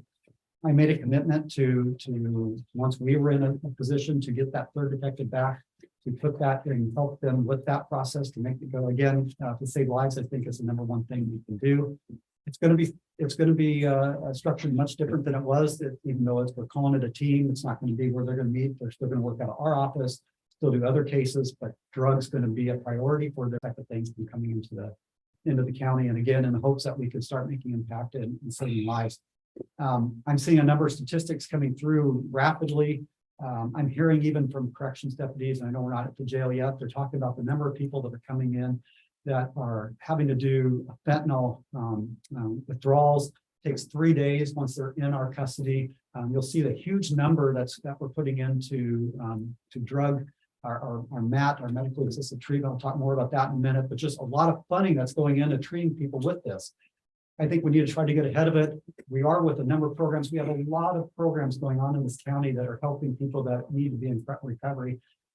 We talked about a number of them, but again, I think we need to highlight some of this at the view what we're doing. I know I brought this to our citizens advisory committee, community advisory committee. It's a focus that they want to see happen as far as drug enforcement. And so, as advisory committee to me, I needed to look at making it a priority. And one of the goals that we're doing within our current funding, again, not asking for anything with this, we're going to take one of the resources we have. And again, with the resources we have to kind of move them around. How can we most efficient accomplish the goals that we want to take on? And sometimes that's moving things into other areas to see how that works. And if this does, and we leave some of the focus on general patrol, then it's a success. If it saves lives, it's a huge success. I'll let you move on from there. And then just quickly, two other ones, we want to enhance our hiring of qualified applicants. You see there, we're at a hiring event, that's the one that the sheriff mentioned, that we hired the 3 out of 6. And then we want to continue to develop our curriculum, education programs in the community. Talking about the revenues coming in, this is really the contract revenues that we talked about previously and some of the numbers that it goes in to contribute to FTE that we wouldn't have if we didn't have these contracts. So I think it's good to point out the funding that's coming in for several of these. Some of these, again, are full contracts that cover the entire cost. That includes Walport, Slets, and Forest and Depot Bay. And then talk about the patrol expenses and revenues as we have. One of the big increases in here that I'll point out, I think it's coming up in a slide, but I'll mention it here since you're seeing the numbers. We shifted, and I don't know if the Director Shearer talked about it, but we have yet in her presentations with the number of funds that we had. We had a 992 fund that was kind of all encompassing. A lot of it was public safety. We previously were taking our cost for our dispatch center that we paid that we have contract with Willamette Valley out of there for ever since we had Lincom, our previous dispatch center. We had talked and we discussed that it needs to actually come out of patrol. That's who utilizing that service. And so it's really transparent. So the huge number as far as expenses is really that big number. It's 500-something. I believe I have it highlighted up here in a minute. That was shifted from 992 over to patrol. So while a huge jump, really just a shift in money. And I know that her goal is to eliminate that 992 count, really put those expenditures and revenues where they belong. And so I believe that is good to have. Yeah, here it is right here. So look ahead, 536,271 as far as those costs with dispatch. One of the things to point out, especially since it's budget committee, this is still lower than our highest year at Lincom. Wow. 550,000 was our highest year that the county directly paid to our Lincom dispatch before we transferred How many years ago? 10+ years ago. 2012, I believe. So, that's a 2012. huge success and efficiencies of seeing that transfer out. And the work that they're able to do, a new computer-aided dispatch system that we weren't, again, like the records management, we wouldn't be able to have without having those efficiencies of the 3-county partnership that goes into that. I will say that that part of that is a little bit skewed. To point out that during that time, the 911 tax money went from 75 cents to $1.25 per device. So that also helped keep those costs down. If that wasn't there, it probably would be higher than Lincom, but still to see that number lower than that is, again, very, very thankful for, again, savings from the general fund. And you talked about you want to talk about the Axon? Yes, the Axon, just that video camera inside a patrol car. It's going to cost $43,000 for a 5-year contract to replace our 15-year-old. And we got partial grant. Yes. Future needs. I just wanted to mention this, not spend a lot of time. Community outreach and mental health enhancement team, our COMET program that was so successful a couple of years ago, where we partnered a patrol deputy with a behavioral health counselor. The number of months it was there, it was huge in what it was doing as far as addressing people in need of drug treatment, homelessness, getting people before crisis occurred. We had to suspend that initially. It was behavioral health that had that position that initially went into leave, and then first person never came back. They started experiencing severe impacts to their staffing, and then we started seeing that as our staffing, so we couldn't focus on that. Basically, I've shifted that position now to that length. That's where kind of that focus went back to the detective, where I initially took it from. I hope to bring this back someday, but I want to say that it's not really an ask right now, even though I put some what estimated cost would be, because I think that it could be structured differently. I don't necessarily think it needs to be a certified patrol deputy to be able to be part of that. It could be maybe, in the realm of a community services deputy type of position with a different job description. I don't know if it needs to be the level of qualified behavioral health person that was going out there either. I think it can be maybe in peer support. I don't know. There's a lot of advances that are seeing this. I just think having a program go out there is something that we should be looking at structuring. I also want to see, we just met today with behavioral health and identified their, which they probably talked about. I heard they talked about when I listened in on their meeting yesterday about the crisis, 24-hour crisis team that's going to be coming and implemented probably in January. I want to really see how this plays out and then maybe see how in the future we can focus something else to coordinate with that. To again, while I think that's a great focus to have on that crisis, the crisis is occurring in the now. But I also want to still what I really liked about this program is it actually tried to reduce the crisis from happening to begin with. And I think that's really upstream where we need to be, is reducing that crisis. And I know, again, talking with our community advisory group, that is a priority they would like to make. I know talking with Chief Malloy and members of his advisory group, they've made that a priority to bring something like that for the city. And so hopefully we work together, see how this crisis goes, and then maybe work with behavioral health in the upcoming year, and maybe come back to you next year with more of a need, more focused, what we think that could look like, and then work with the city of Newport to maybe see if we can accomplish something. Reinstating services that were reduced. I know that's always a question I get. Are you going to do that now that you're getting to levels? We talked about it where we're actually fairly good at patrol. And my answer is, and it's not a very good answer, I don't know yet. Obviously, we want to see the focus on length. There's a lot of things we want to do in those goals identified that I don't want to throw a wrench in the thing. I also want to make sure we're going to sustain with all the things we're doing, that patrol focus and staffing. Because I don't want to be like, okay, let's put it all back. We're doing everything again. That's great. And then 6 months later, it's like we're back in the meat and I have to cut it again. I think going back and forth is worse than just leaving it the way it is right now. It's been accepted, and it's been, again, I think one of the things that we need to do is really focus on with the new system, getting an integrated system for those people to be citizens to report those crimes that they need to, and focus on this in the future. But again, something that we will still on the plate, something we need to always consider. 24/7, again, something considerations we can make. I hear that all the time. You heard about what hours we do provide coverage. When I'm out in the community, I hear that all the time. You're not providing 24/7 coverage. Nope, we haven't been since the 90s. And again, it's something that citizens, again, that community advisory group is set as a priority, but that takes several positions to do, and really segues into the next one. Again, these are very, very future considerations, but are taxing district considerations for stable dedicated funding. I mentioned how well our contracts do as far as reducing that time. My goal would be is to establish some type of rural taxing district that takes those contracts in with them and provides just one rural coverage for the county outside the cities that provide law enforcement coverage, and gets away with the contract. So we drop the boundaries, but we can adequately cover everyone in the county with the same level of coverage. So obviously, you know, that's a future discussion, but really a goal I've looked at. I've talked about it with the city of Walport. I talked about it with the Confederate Tribe of Siletz, which we obviously will have a budget meeting tomorrow. How that looks, you know, obviously they see that as cost savings if they're not having to pay for that service. We would basically cut out a taxing district in Siletz that the voters approved a few years back. That's $1.31. It would probably be a much lower cost.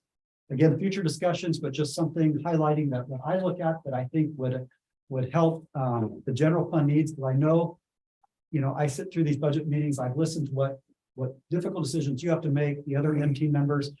I know that we need to look at if the public wants us to fund all these things, we really need to look at other ways of doing it.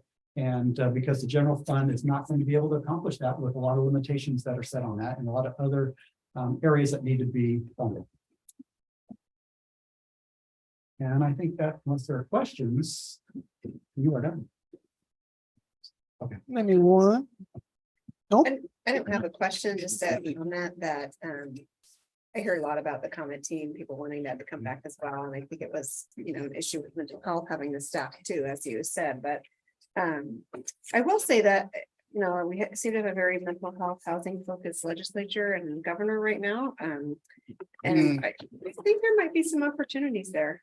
You know, I mean, I think if we maybe in the next year really keep our eyes and ears out, there might be some competitive grant funding coming out Yeah, to reinstate I that agree. or something like that. I agree. Yeah. I agree. And I think that's why putting it down, you Yeah. know, And maybe it won't be the same as we did, but I think Yeah. we can look at how we, and I don't think it needs to be the same either. I think we had a very robust program, but maybe it can still accomplish all the needs without having a certified member, which obviously takes more training and everything that. Yeah. Well, and if there's a funding opportunity, be creative to fit it into what that funding opportunity wants, you know. Exactly. Yeah. And I'll have to admit, I think you and I have talked strategically when I knew that there would Mhm. probably be more funding opportunities for that position than probably a drug team position. And so when I changed my Yeah, focus to that, that's you know, perfect. strategically, it was where the funding could Yeah. possibly come through, that we will be more eligible to get. And I think that's one thing that we would be more eligible for Yep. funding than the other. Well, let's keep talking about that. And Thanks. how long did Comet run? Months, like 6 months. Just 6 months. Okay. Yeah, the impacts it had in those 6 months was huge. I think everyone's hearing success stories that I've seen. Mr. Chair, Yes. can I request like a 2 to 3 minute break? Thank you. I was gonna. I say the need same to, thing. yes, let's take a quick recess. And we'll be back in 3 minutes, 3 to 5. 5 minutes. Several of us Okay. need breaks. All right, 5 minutes, so it'll bring us back And at then the animation. 7:35. Okay.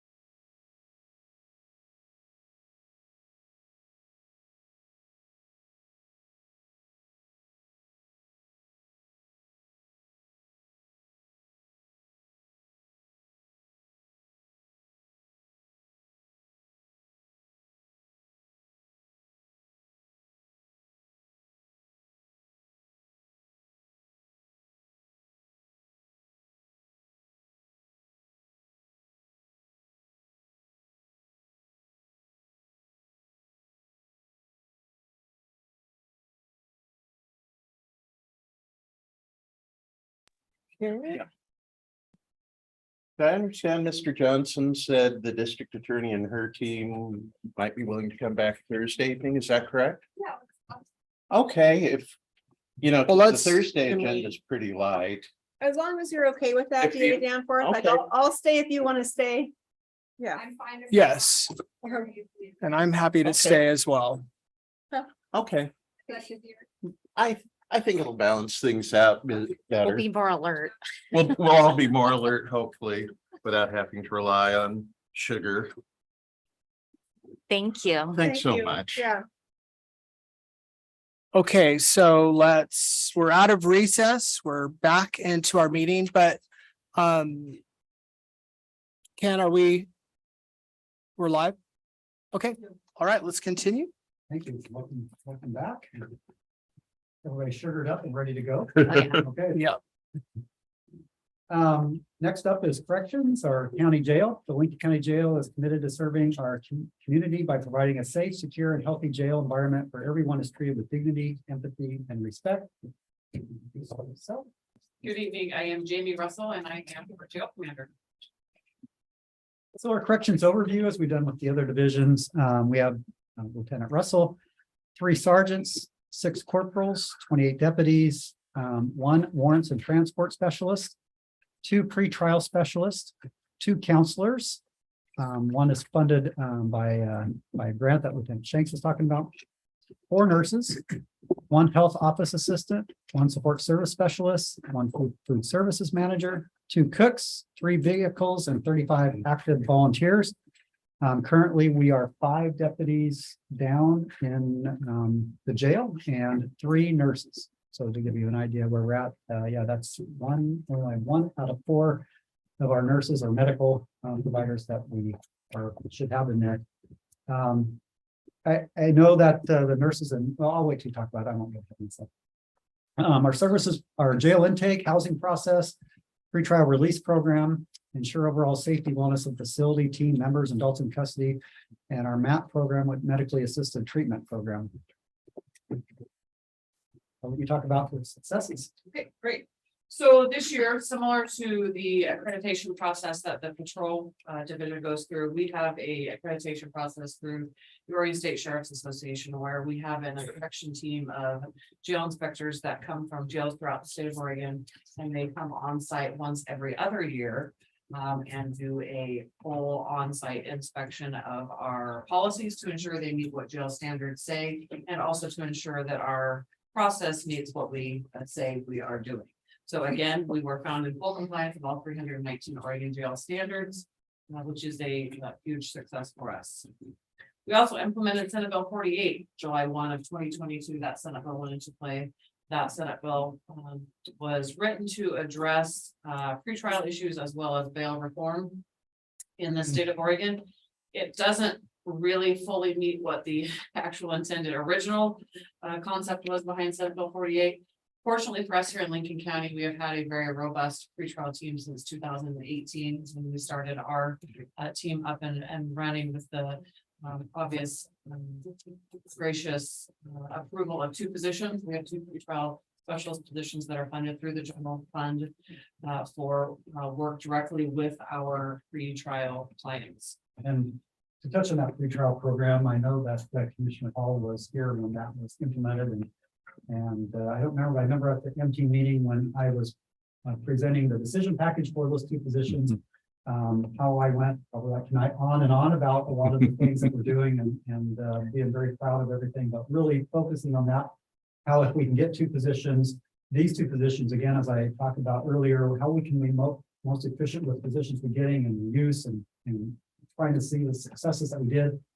Huge success since then. Obviously, we went through COVID times where it really skewed a lot of the numbers, but without having this team on board during all these years, that they would have been even worse. And now that obviously the legislators saw the need in this and have implemented Senate Bill 48, which really is going to make every judicial district in the state a pretrial in one way or another. As testimony during, this was the previous legislation, I testified, yes, do this, but don't impact the counties that are currently pretrial. Don't bring the common denominator down. That was a huge focus. I was actually put on the Chief Justice Advisory Committee, council subcommittee for the pretrial and implementation of this. Been on it for about a year to see this move forward. And one of the focuses that I've maintained for the sheriffs and jails, and one especially the current pretrial programs. And we are seeing everyone come up to where we are, and then also focusing on enhancing the programs that we currently have. Judge Bockhart has been instrumental in our program. I can't thank her enough for the things that we've been able to do. And basically the trust that the judges have given that program to really, implement it and move forward with pretrial and Senate Bill 48. The number of things that we're able to do. And it's really helped us manage the population in the jail as it is. As you know, our population is 161. We're basically, I call that basically our total max. But we're really looking at a soft cap now. That's roughly 127. We're trying, since coming out of COVID, single bunk everyone with minimal use of double bunking, never going back to triple bunking or quad bunking, because one thing that we did benefit from COVID is seeing that there's a huge benefit from not having 4 people in a cell that number one don't want to be here and probably don't want to be with their cellmates. Once we came back from this and seeing what the population's been manageable. Before COVID, we were seeing populations around 125, 130, and we're continuing to see that. So we're managing our population using Senate Bill 48 much better than we did before. We're force releasing how many currently this year? And did you write that down? I have that. It's like, there it is. Thank you. So for the calendar year 2022, we had 111 forced releases, or folks that were being released early from their sentences. So far to date, this calendar year, January 1st through today, we've only had 19. So that is really a huge credit. We have had our highest year, we had 701. Again, individuals who may have been sentenced to lengthy sentences in the county jail and served a very small portion of them, or were released pretrial. Within a lot of cases, no conditions, no accountability, nobody helping them navigate the system. Yeah, no plan. I think it just kicked out and obviously contributed to the revolving door coming in, contributing to why we needed more jail spends. We thought, again, two options when I became sheriff. One, build a bigger jail. I don't think that would go very well with the funding situation, or better utilize the jail beds that we have. Another benefit is having the pretrial house with 9 beds down there that obviously is funded with this budget, and being able to someone whose only barrier of them being in jail is because they are homeless or don't have a situation, domestic violence or other housing situation, that they can go back to their current home and putting there. Been a huge success, more than I ever thought. Again, still one of the only programs in the state, I believe. When people hear about this, they want to know more about it. They want to come down and visit it. Again, trying to address these situations upstream. We really took a page out of community corrections. They had their programs going with the housing post conviction, post incarceration, and we're like, let's get them at the earliest we can, so maybe they don't make it to their houses, which I think would be a benefit, or better utilizes for the other needs that they have. And it's been a huge success, a number of successes. Obviously, we've had some situations that didn't succeed, like in all areas, but there's been far more successes than failures. People coming back, and I know we have pretrial week coming up. I think one thing we need to do for the commissioner is have people come talk about them personally, how they've experienced and moving forward from that. Reduction of failed to appear, again, talking about pretrial. I think initially when Senate Bill 48 was implemented in July 1, we saw that number go up. We saw the number of arrests go up. We saw almost initially, I got really concerned that of course releases were going to go up, but we also used July 1 as a reopening from COVID. We were still restricted with the number of beds that could be used, but we were only restricting to basically those mandatory arrests and must arrest people that were coming in. Everything else was getting cited. There were a number of failed to appear warrants because those people, a lot of those that were being cited, were not showing up to the tune of almost 50%. And so there were a number of failed to appear warrants, and they can open back up. Officers went out and got these people that were failed to appear, brought them in, and started bringing that population up. But now, as we've seen just currently this year, population is managed very well. And we're at about a 15% failed to appear rate, which is Huge, huge. I'd like to talk about the last one. we were fortunate enough to partner with Samaritan Civic Communities Hospital for the addition of telepsychiatry services. As I know, I have talked about, and I know you are very well aware, we have a very high population of folks who are incarcerated, either diagnosed or undiagnosed mental illness. And so having the ability to allow them to speak with somebody who can then prescribe medications. We've always had a very good relationship with Dr. Long. Yeah. He is a general practitioner. He does an amazing job. We love the partnership. He is not always comfortable having the psychiatry folks and getting the appropriate medications for them. So having that service available through Samaritan, we're on a slight pause right now as they lost their staff member. They're in the process of hiring another one with direct language on the contract. They would again pick up that service for us. And what services, I know we didn't put cost in here, but I think it's important for this community to know it's not inexpensive at all. It is not inexpensive. We pay upwards of about 50,000 plus a year for that. And that's for about 5 hours a week of psychiatry services. But when you equate that cost to the number of folks that we are saving. Yeah. In reality, we're saving them. We have a lot of folks who have their first psychotic breaks in jail, and being able to get them at the ground floor. Get them on the right path, get them hooked up to the services is all I'd say. And also 50,000 is, able to get them out of jail much quicker before they deteriorate even further, too, Yeah. which I think is going to.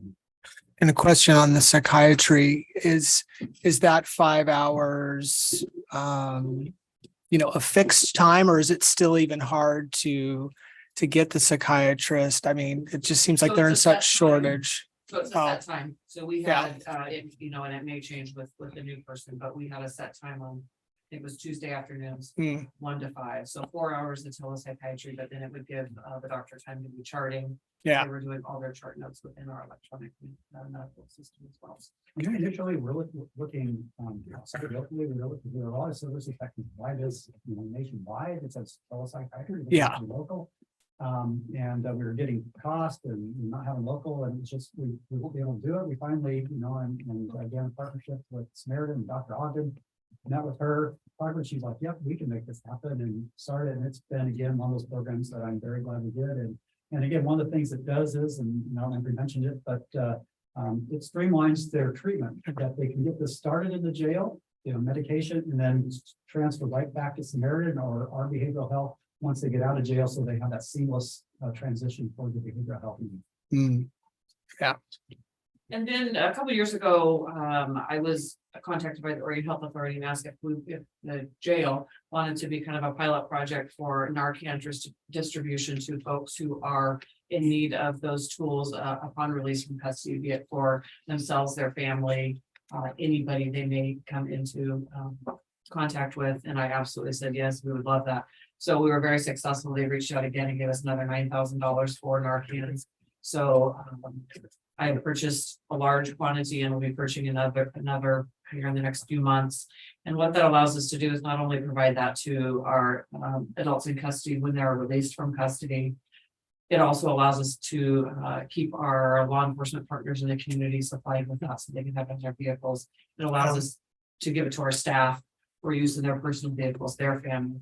We just want this valuable tool available, at any time throughout our community. So. Talking about some statistics, total bookings obviously have gone up since the reopening, July 1. So we're back up in the 2,262 from previous years that were down. We have a number of male and female. We talked about Senate Bill 48 releases. These are the mandatory releases in the initial first 6 months, because this is actually from our annual report, was 45. We're actually much larger now in the current year to date. As far as our goals and what we're looking at. And then releases early, as talked about last year, with 111. Then we also see the volunteer hours, which shot up because we were able to bring people back in from COVID. We rely on the volunteer hours for a lot of our programming for adults in custody. Anything from yoga to religious, spiritual, tribal, drug treatment, alcohol, all encompassing. So we're really relying on the volunteers to provide that service. Impacts to the budget, cost savings associated with pretrial successes, reduction in failed to appear rates. I'll let me go through with the increase in medical expenses. I know you know more about that. So that is a big one. In a few slides down, we're gonna show you some expenses specifically related to medical. As we all know, medical expenses are expensive for all of us. The unfortunate reality for our adults in custody once incarcerated in a jail setting, all insurance stops. That's by the law. They have no coverage once incarcerated. So then it becomes general fund dollars to help these people. And a lot of the folks that come into contact with law enforcement end up incarcerated. Their health has not been their number one priority. They have been self-medicating, obviously with illegal medications that aren't helping them. So now we are detoxing folks, be it from alcohol, be it from drugs of all types, and all of those medications are expensive. So again, there is a increase in those costs every year. We started a medication assisted treatment program. You've probably heard of that. It is becoming pretty widely used in jail settings, so much so that we through the Oregon State Sheriff's Association are fairly confident at some point that those programs will be mandated services in jails. We have a program where we continue folks who are actively participating in a MAP program in the community. We will continue them when they become incarcerated. There's a number of providers within our community, including the tribe. We start them also. Dr. Long is a waiver provider for the medication needed. If they start while they are in custody, we start them on what we call Suboxone. You've probably heard of that. It is a daily medication, and it's a process, and it takes a lot of staff time.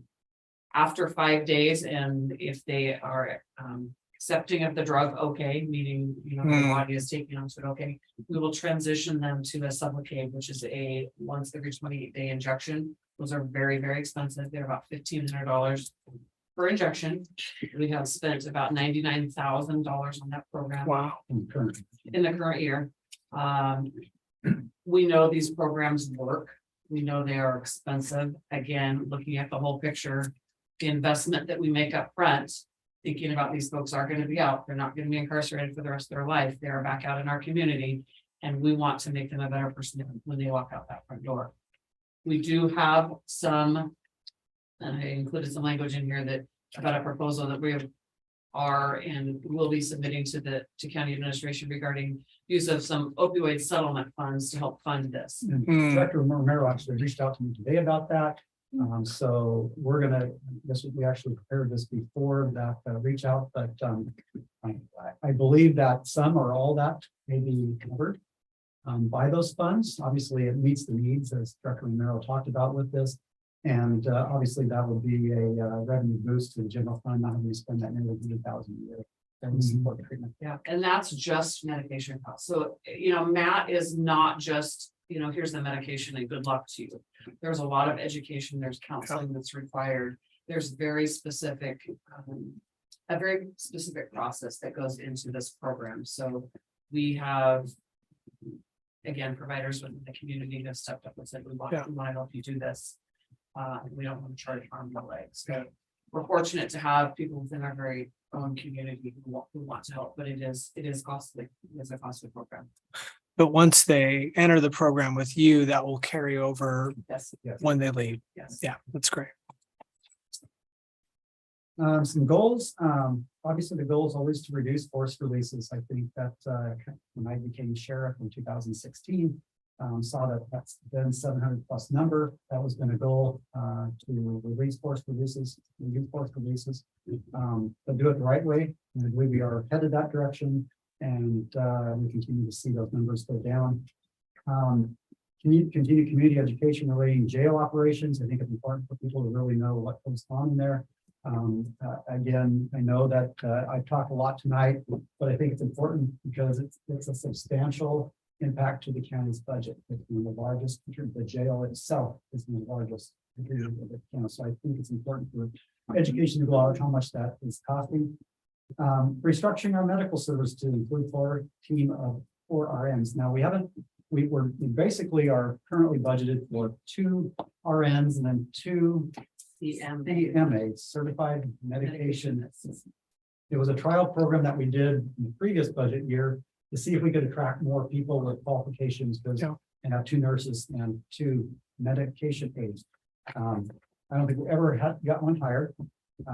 And again, it's one of the indicators that we want to put on here is that if we're going to do it, we might as well have 4 nurses if we're not going to have enough time finding it.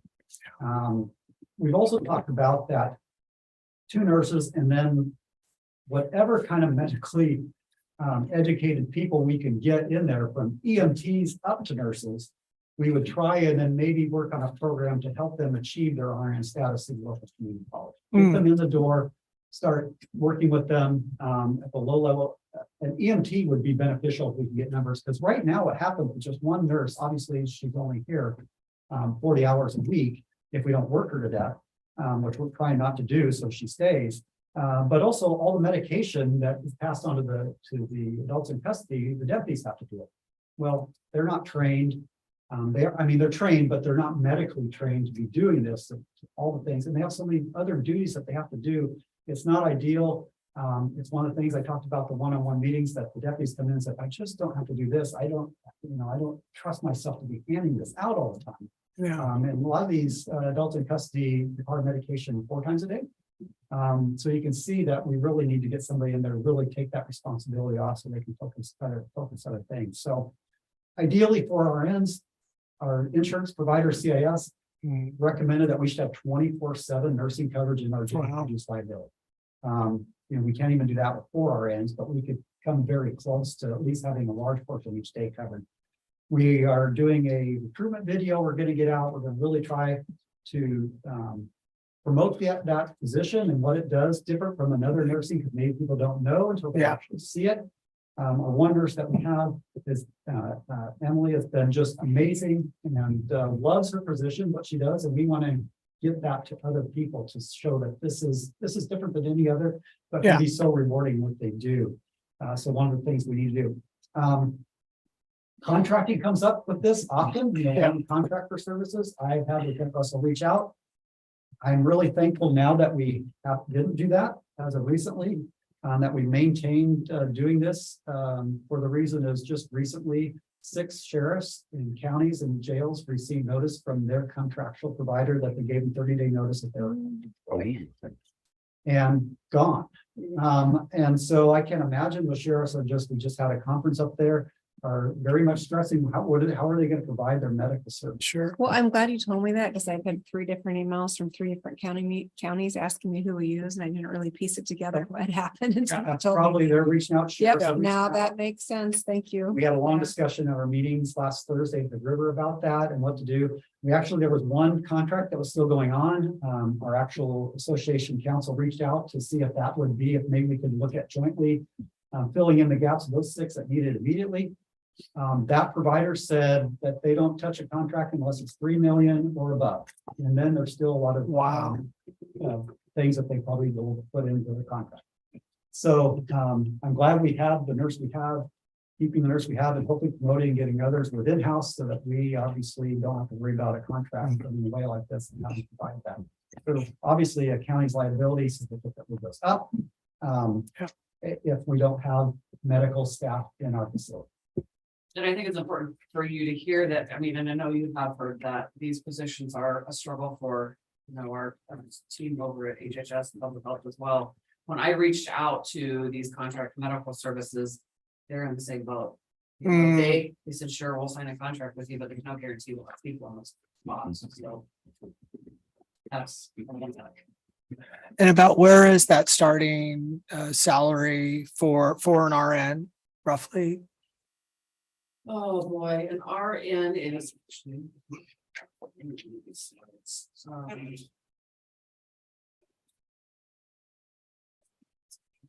I think an RN starts at in 70, 70. That's not with roll-ups or anything. Okay.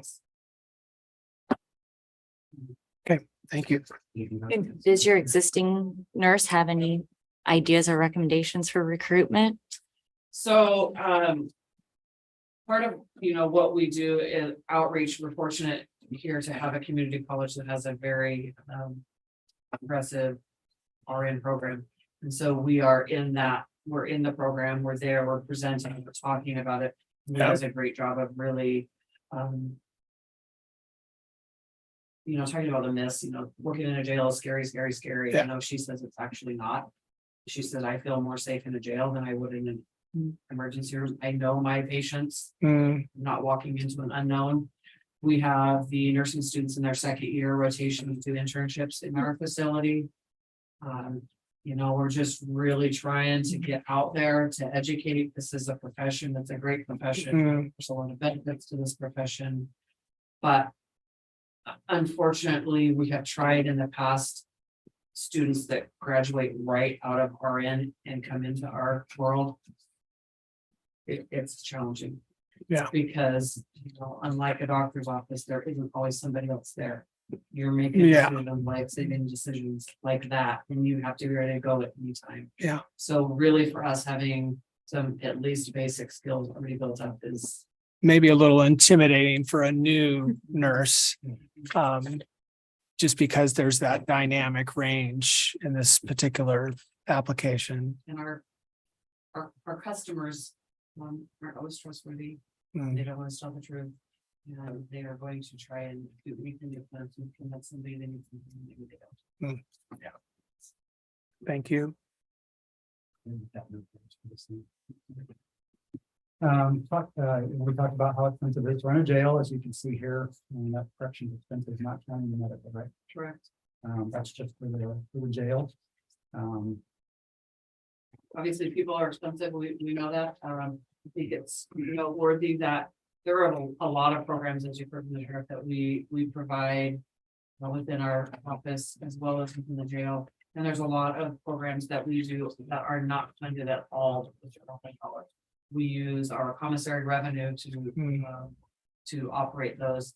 All of our kiosks that we have in the housing units, all of the things, the supplies needed for all of our programs. We do a Native American program, they do a Native American circle, they built a drum. We bought all of the tools necessary for that out of the commissary revenue that we obtain when the adults in custody buy things. So again, not general fund dollars that are being spent on those Mm, kind of extracurricular things that are happening. Over the years, I want to point out here that in the upcoming budget, you'll see a reduction in expenses. That is, we are reducing our overtime cost or our anticipated overtime cost. In previous years, we kept building that on with basically vacancies and the amount of overtime that was needed to fill spots because of vacancies. This year, working with Administrator Johnson and Director Shear, we're moving, to just overtime that's focused on the mandatory training, those type of things, and reducing what we were seeing as we were looking at history and saying, well, we spent this much overtime, we need more, we need to save this much overtime. But then at the end of the year, we were seeing that, well, we underspent by, several $100,000. This way we should be coming in closer because obviously if we have to use overtime for vacancy savings, the vacancy savings will cover it. So that's why it looks like that expenses went down. Really, it's just really mirroring costs. And next year we will probably not see as much return to the county funds as beginning balance. This is the corrections health. You can see the costs that go in there. With, again, a little more than just personnel costs. When you start talking about the hospital, the pharmacy, the medications that go in at $285,000, I think it's important to point out. And then the other client services, which is that personnel. This is the corrections health revenue and expenses over time. Again, I think the medically assisted treatment is probably what shot that up in the expenses over time. And correction stepping up. I'll just talk about that one. That's This is the grant that Lieutenant Shanks spoke about. We get about 200,000 a year for that. Again, that funds one of our FTE counselors. fully funds that position, and then it funds things for our pretrial team. Phones, if they need to provide a phone to somebody who's out on pretrial, or bus tickets. Or maybe they live out of town and we're gonna bring them in the night before, so we ensure they show up for court, maybe it's a hotel. Funds like that that really help support our pretrial team. Future needs, I'll let you talk about that one. Okay, I'm gonna start with the kitchen, and when I asked my team for future needs, I can tell you there was far more than what I had. to figure. I went through and did a little prioritizing. So the kitchen equipment at 50,000 for the initial purchase is for a new dish machine. And for those of you who have been through the jail in the kitchen, you know that a dish machine is not like your home dishwasher. It is a large piece of equipment. Ours is over 10 years old, and as you can imagine, 3 meals a day, that thing is going all the time, cleaning the dishes. So when it goes down, that's very problematic, because then we're gonna have old school of hand washing dishes, and that's a lot of dishes. So through the food service manager, working with our maintenance team here for the county, they have said, you know, the end of life of this is not far from it. Getting parts for it is very difficult. Finding somebody that will come work on it is even more difficult. So this is a future need, and it's really a future ask that we are needing to get this replaced before it dies. Probably in this upcoming budget and the future need. They do also anticipate, again, with technology, these types of equipment, they're estimated 20% lower energy consumption and reduced water usage. So, I know it's a $50,000 ask, but there could potentially be some cost savings. So many years of papers. True. And then, again, as we spoke about with our medical team, current structure being 4 RNs and 2 CNAs, we would like to restructure back to having a full makeup of 4 RNs. Again, understanding that at this point, if we can, whoever we can get in the door, be it an EMT, a CNA, CMA, anything, LPNs are kind of coming back again. But having that ultimately structured to have the ability, we should get the jackpot and find a lot of people who want to be RN in the jail and having that funding available. And Sergeant Dana, I talked to her, she oversees our medical and medical team. I talked to her about this and she thought it was a great idea. She's planning on going to work on creating these job descriptions, work we may have several, and work with HR to basically what the pay range would be, what have these, but obviously there'll be associated positions, so you have to look at associations, at least get them on paper. And then within these 4 positions, if we can find somebody, we can open all the jobs and see what we get. And if we get somebody come in again, then hopefully, I don't know if it'd be a requirement, hopefully then we can build them up with the program and sometime to be a nurse. And they won't be stepping in as a nurse for the first time. They'll actually build their way up in kind of an apprenticeship maybe, so to speak, as far as some ideas that we have to see if there's more of a pool to get people, because we know the nursing industry, some very has a difficult time. Our health HHS department has a difficult time. We're all trying to get the same people. And again, it's not, I think once somebody could see what goes on in the jail, they would see it as attractive, but initially for a nurse, I don't think it's attractive to say, I became a nurse, I'm not working in jail. I just don't think that's there until they actually see how rewarding and accomplishing it can be in there. So these are some ideas that we really want to do in the future. And again, so you may be seeing different job descriptions come in for different positions. Again, really make that goal. It's 4 people, but it may be accomplished with a multitude. Again, thinking outside the box of how we can accomplish the needs there.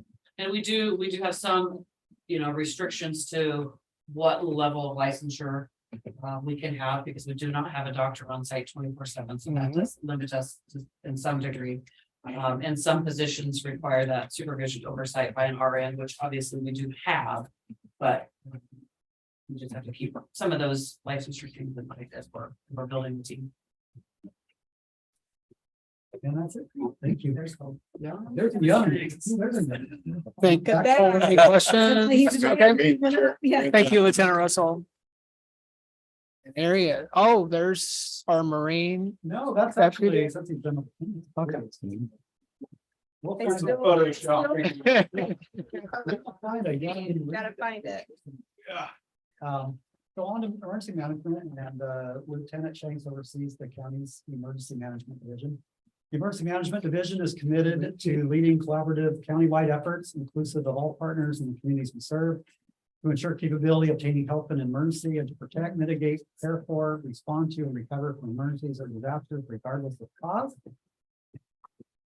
Our emergency management overview supervised by the lieutenant. We have one emergency manager, one assistant emergency manager, 3 volunteer groups, auxiliary communication services, emergency management, general and medical reserve corps, 1 vehicle.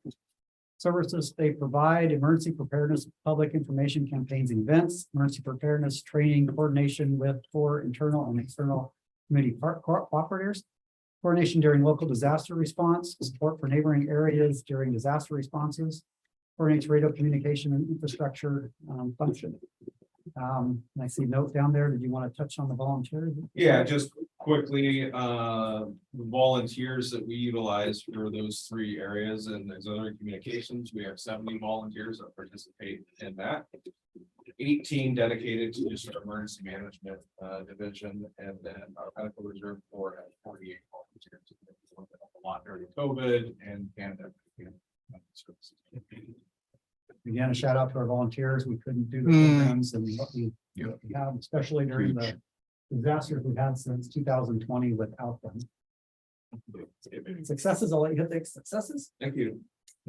So for the 22-23 year, we coordinated a Cascadia Rising event, Cascadia Rising 2022.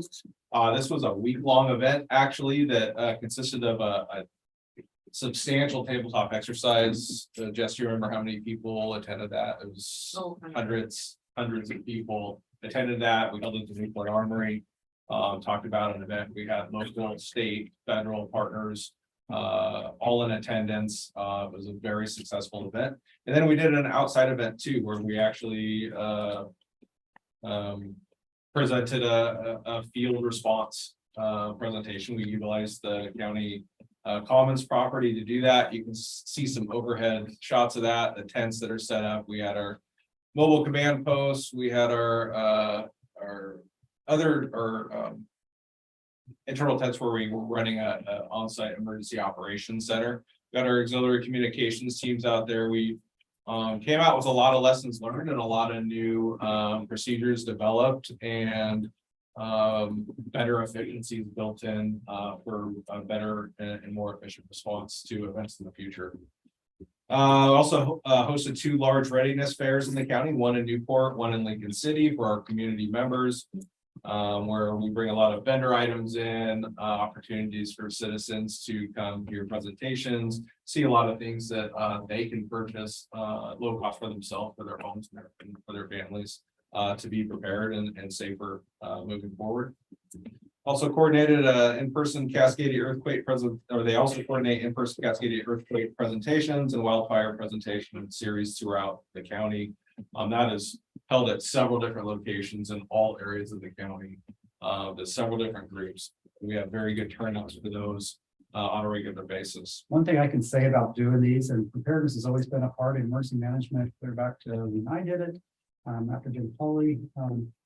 It used to have low turnouts. One of the things that I guess we can thank our recent disasters since 2020, if there's any benefit that we can see out of it, is it puts people in the aware state.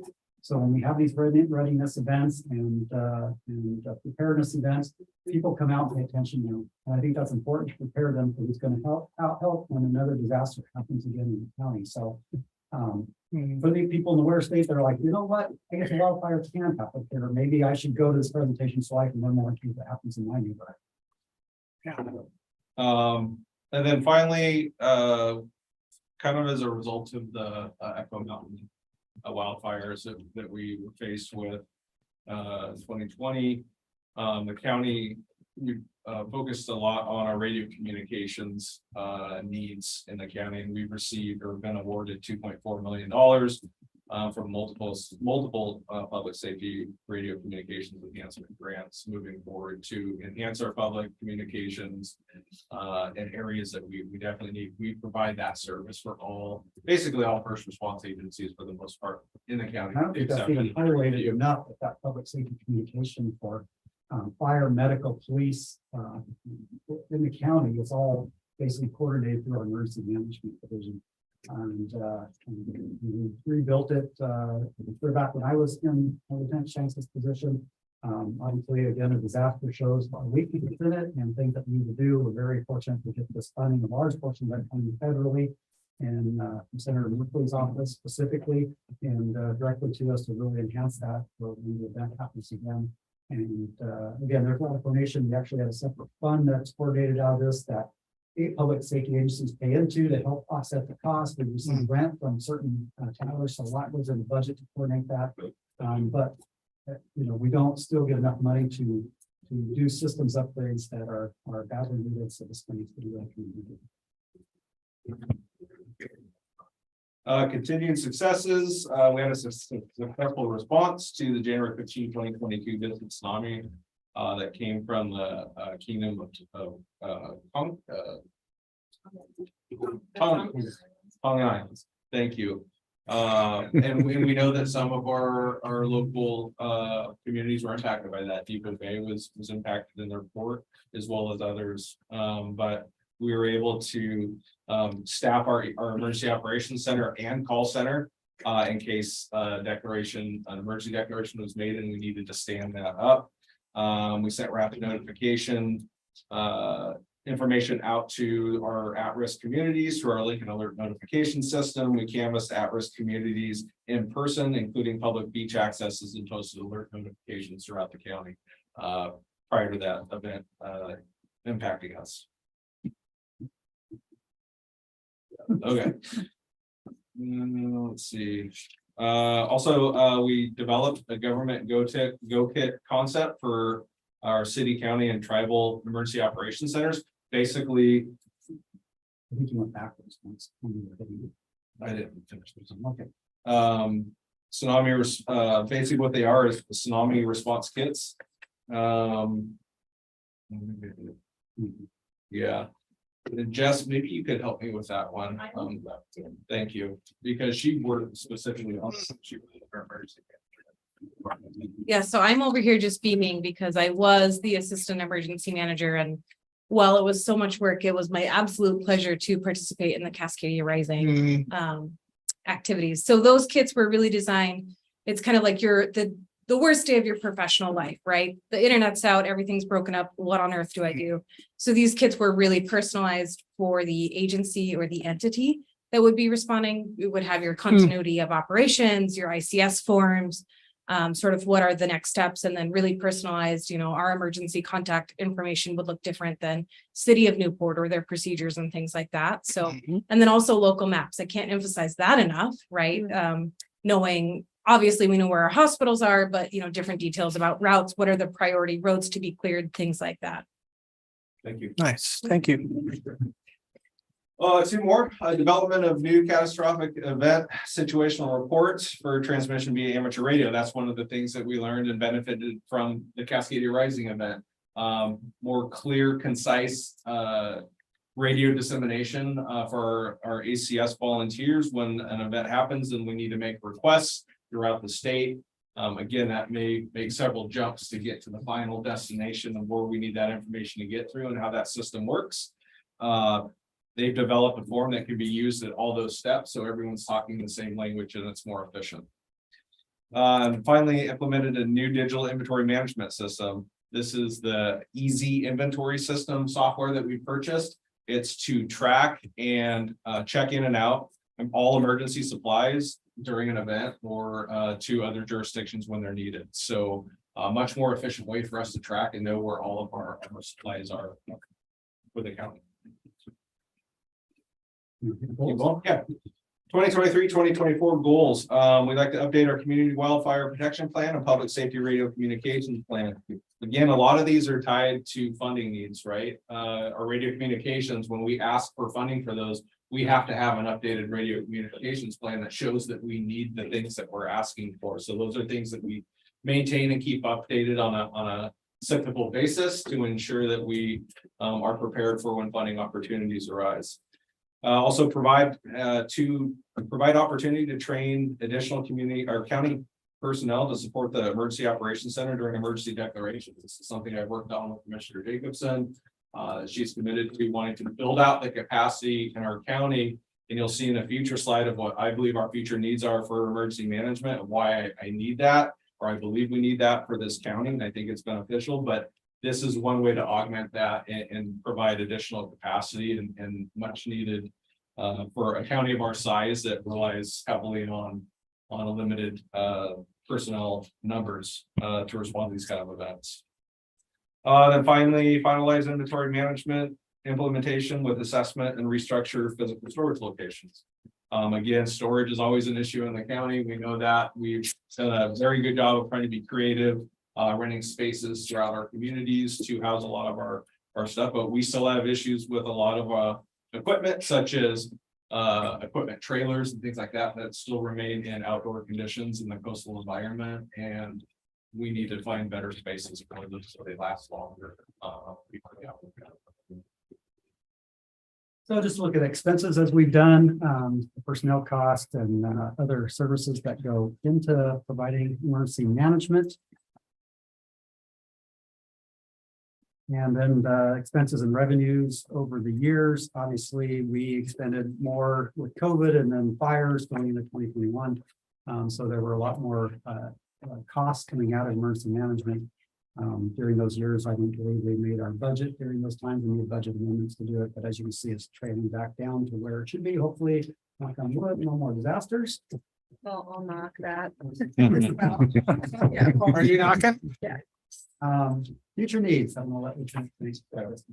So currently, if you look at how our funding is received, we have 1.5 positions assigned to emergency management currently. However, it's 2 full-time positions, but half of it is funded by public health through the public health emergency preparedness funding that they receive. So half of that position is focused on public health needs. Half of it is in emergency management. It is truly my belief, having been through the emergencies that we've responded to in the county, also knowing the daily workload of our current staff, we can easily justify 2 full-time positions in emergency management and also provide public health with their position, either half-time or full-time, whatever they believe is necessary to accomplish their goals. I also know from having overseen both positions, it's a great partnership we have with public health.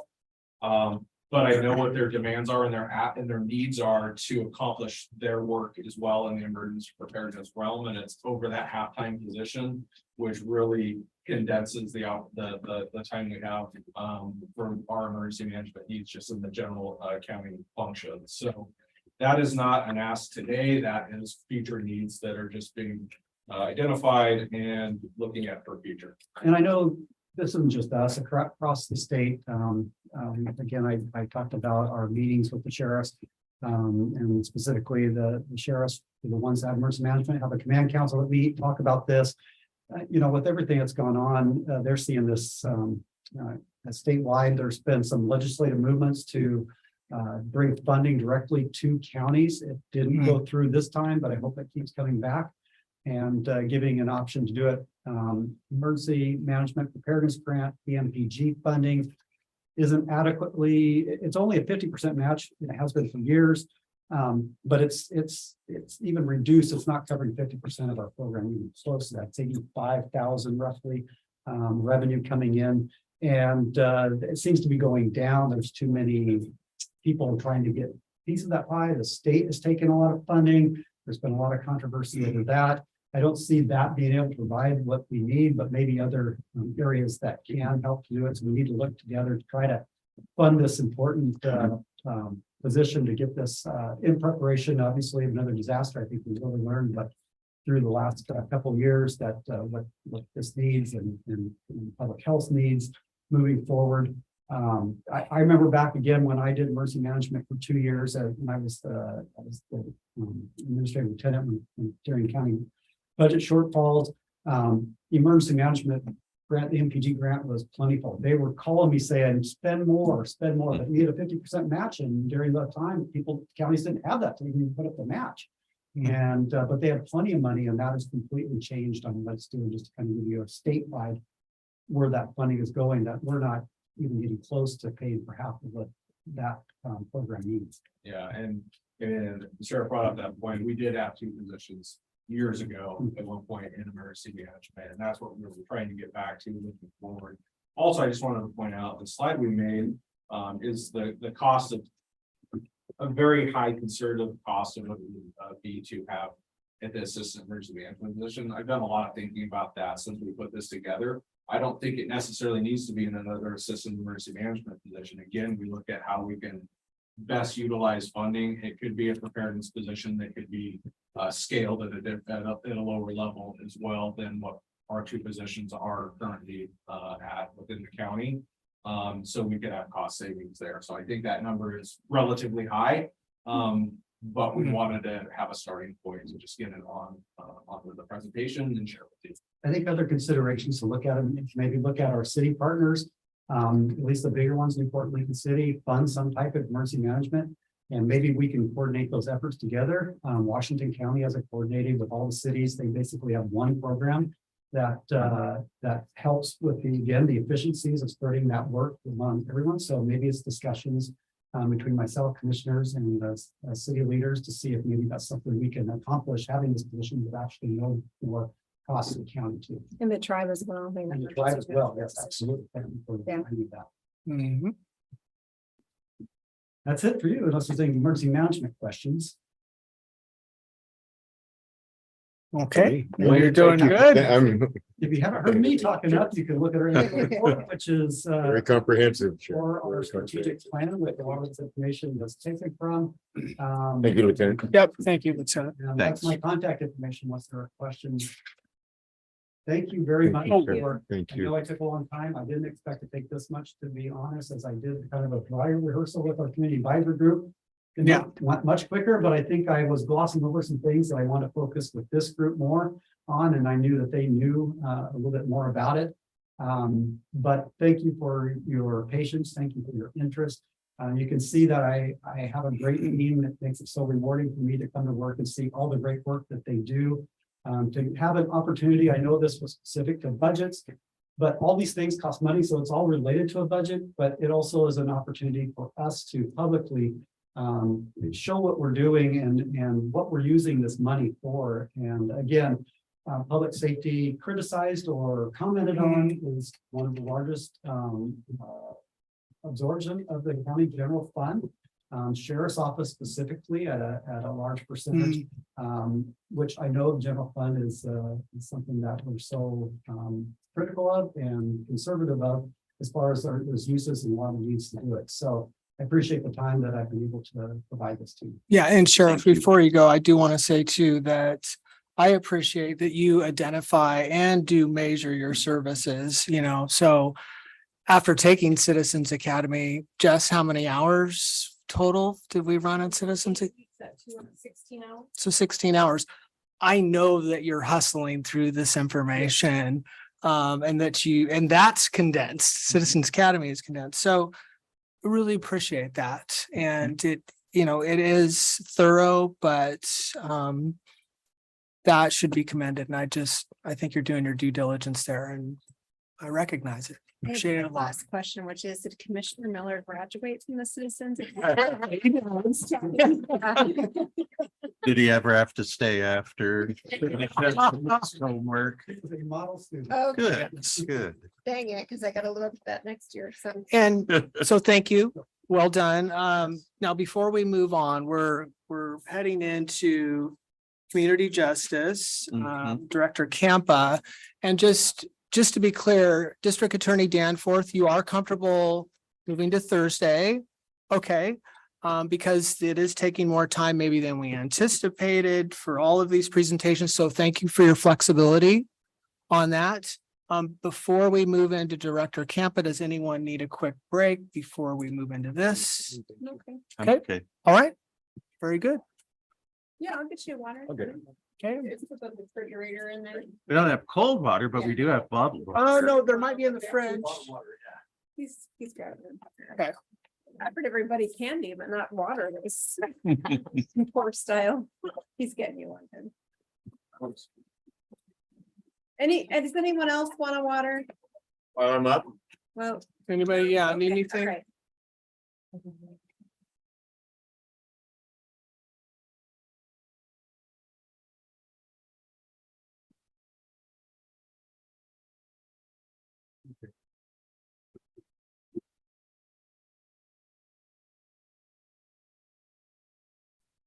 Maybe we could make this a new revenue source at future public meetings. Hand out water for free. We're doing our part for hydration, but for chilled water or ice cubes, you pay a small premium. You would have divvied up on that.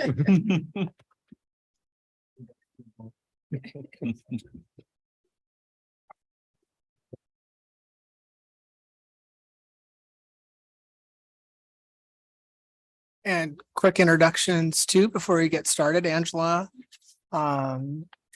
Make sure you introduce yourself as well, because I know you're working hard on these things. I'm Angela Hoke. I work with Community Justice as one of the supervisors. Great. I am Tony Campa, Director of Community Justice here in Lincoln County. Okay. Take it away. Okay, so our community justice includes the juvenile, our department oversees the juvenile, adult parole and probation, the work crew. And then we also have our grants listed under our CJC Justice Reinvestment Grant and our CJC Specialty Programs. In the juvenile department, we provide public protections, positive intervention and work towards reduction of juvenile delinquency. This department provides non-behavioral shelter care for youth ages 12 plus, providing a co-ed home environment for up to 12 youth. The center operates 24/7 with 12 FTEs, youth care specialists, 1 FTE shelter supervisor, and several part-time non-benefited staff that help supervise those youth. As a part of our licensing. Our funding comes from general funds and our OYA, Oregon Youth Authority, and Oregon Department of Human Services. Some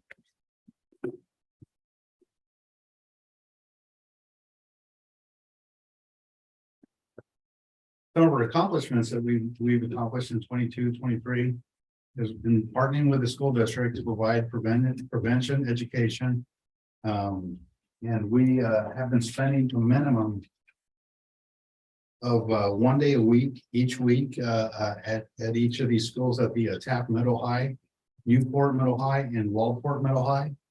And we're spending there approximately at least an hour or so per week at each school. And with those at those schools, we have admin that request time with our probation officers to out in the community to spend time with those kids that they have some concerns with, whether it be attendance and or behavioral issues. And they just spend some time with them before they get onto our radar, try to find out what's going on, what their concerns are, and see if there's any way that we can help them. So it's something that we just started this last year, and it's really been very beneficial. I know the school district's very excited to have us. And it's been a very positive outcome working with the schools and with the school district.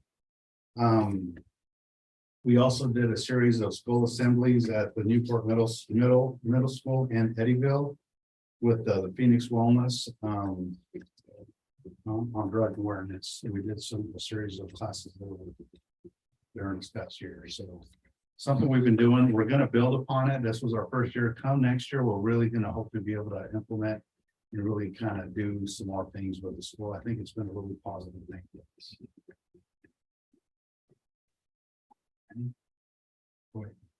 Implementing cultural enhancement opportunities for our youth. Enrichment opportunities, youth served in the Tides program increased by 12.5%. Those are kids that we're keeping in our shelter. These are homeless kids. The average length of stay has been about 62 days, has been the average length of stay for each of our youth. The average daily population has steadily increased over the last few years, and Youth Tides has seen a lower staff turnover in the past year.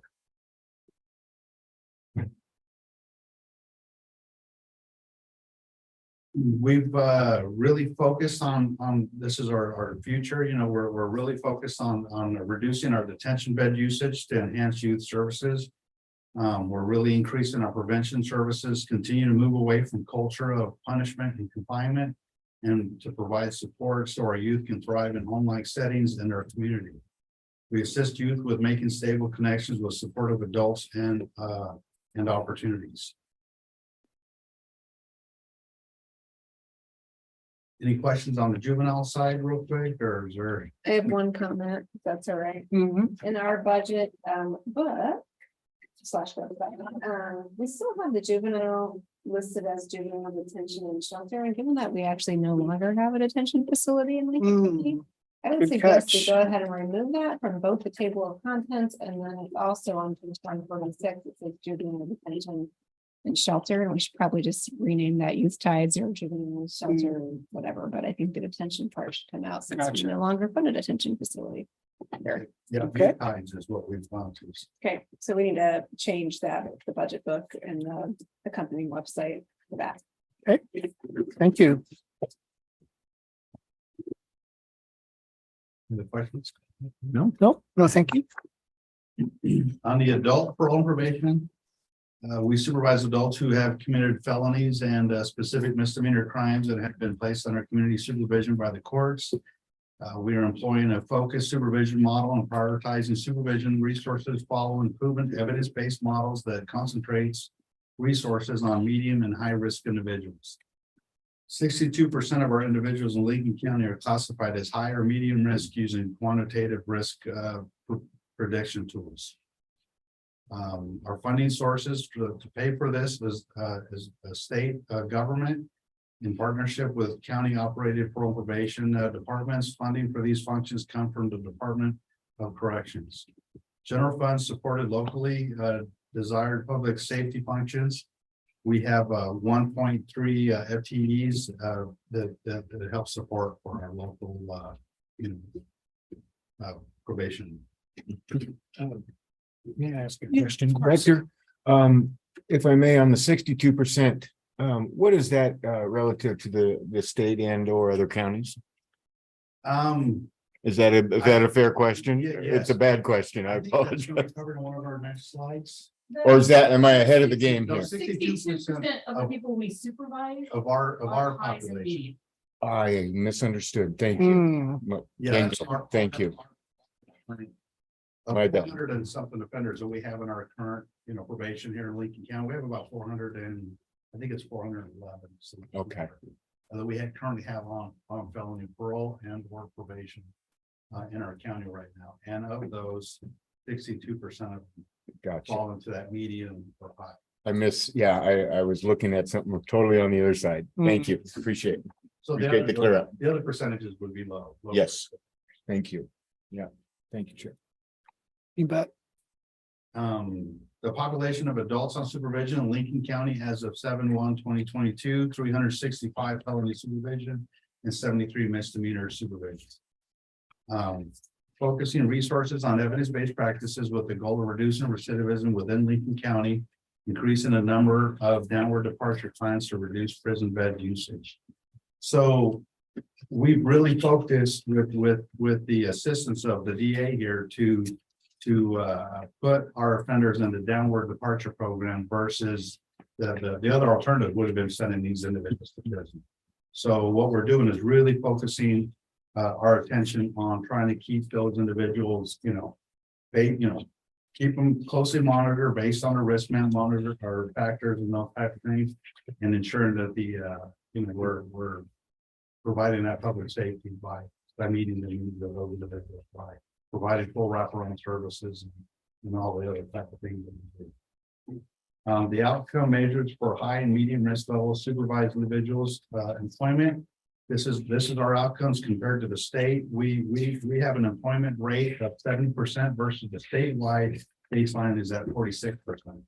So we have 70% of our offenders that live here in Lincoln County that are currently under supervision have a job or under employment, where 46% in the state is where they're at.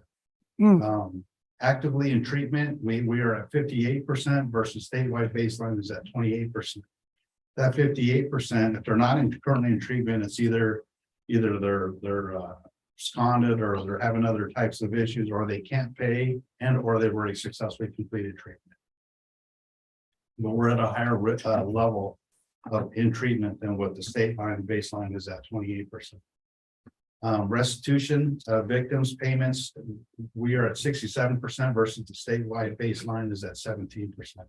So we are able to collect 67% of fines and fees and those types of restitution for our victims. And it's something that I've really focused on our individuals, the whole weekend. Yeah, I mean, these are, yeah, I mean, this is a good indicator. Maybe the rest of the presentation will discuss that success ratio. What do you attribute? Well, it's a focus. It's just something that we focus on. When I got here, something I really focused on. It was something I've always prided myself in. Yeah. Is ensuring that they meet their obligations is something that I really feel really, I think is really important. I think it's whether it be treatment that they're needing to complete and or their fines and fees and, of course, even their other requirements. Yeah. When I talk about full wraparound services, I'm talking about making sure that they're paying their rent, they're paying their dues, they're doing the type of things they're supposed to be doing in order for them to be successful. Because we don't take care of those type of things, they're going to have issues down the road, and they're just going to end up, back with us. We have a lot of individuals that unfortunately start out with lower levels or lower years of probation. They end up with they start out with an 18 or 24 or 24-month sentence. And they end up serving 4, 5, 6 years of probation because, they keep messing up. And so it just causes a focus. All right, thank you. For all the future of parole probation, we are continuing to focusing resources on evidence-based practices with the goal of reducing recidivism within Lincoln County. We want to continue to meet or exceed our outcome metrics for high, medium risk level of supervised individual. We do that. Was this our most current? No, this one. I submitted the right one. Yeah, just quick check in here. Maybe this has been revised than the one that's on the website right now, you think? Yeah. Okay. So this is not for, This one's not the revised one. is this one? That one. Okay. All right, guys. Okay. We worked on this. Okay. Our work crew, we're also oversee a work crew program. And that work crew program is general funded. And that's to help us provide alternatives to sanctions. So it's one of our sanctions. It's one of our ways of helping these individuals give back to society and to also assist the community. It provides a lower cost alternative to incarceration, less likely to lead to future criminal behaviors. It's the ability for the justice involved individual to continue pro-social positive activities and changes in their lives. The community-based treatment can continue. Home with family nightly, no disruption to employment, school schedule. So in lieu of sending them to jail or those type of things, we have them serve community service when they can. We try to make sure that these things are done where it doesn't affect their employment. It doesn't affect them being able to be successful in the community. So we always make sure we work around those type of schedules when we're doing those type of things. As a matter of fact, when we look at behaviors, and we're sanctioning individuals, we're also looking at that how it's gonna affect their situation, with their jobs and those type of things. So for instance, in the past, we may have sent somebody to 10 years or 10 months, 10 days in the county jail. We're really looking at that do no harm model type thing where we really focus on, okay, what are your, because if we did those type of things like traditionally has been done, those individuals a lot of times end up losing their jobs, or they end up losing family, they end up losing a lot of things that they had, because it's like, hey, I can't count on you anymore. You know, you were supposed to be there to pick up her daughter and you weren't there, you know, you got arrested and all these type of things have happened. So what we do is we focus on, we look at that individual, we look at what the risk factors are, you know, what all those type of things are, and then we try to focus on how we can hold them accountable, but also do it in a manner that's not gonna cause more issues, you know, for him and for our community. Okay. So it satisfies the community's desire for retribution that can be scaled to the seriousness of the justice involved individuals. Based on the behavior and the crime, hold justice involved individuals on a way to be held accountable, providing beneficial services to the community. Work sites include nonprofit and government agencies or funding sources or general funds and program generated revenue. So we do collect some revenue. We worked a lot of months this last year, and we have a lot of schedules this coming year with the school districts, and we do a lot of work out there at the school and with other county and nonprofit. We work for all nonprofit organizations here in the county. Work crew accomplishments in 22-23. The program participant labor out. We had 5,280 participant labor hours provided to the community, assisting local, city, and state governments, city departments, school district with beautification, labor intensive projects throughout our county.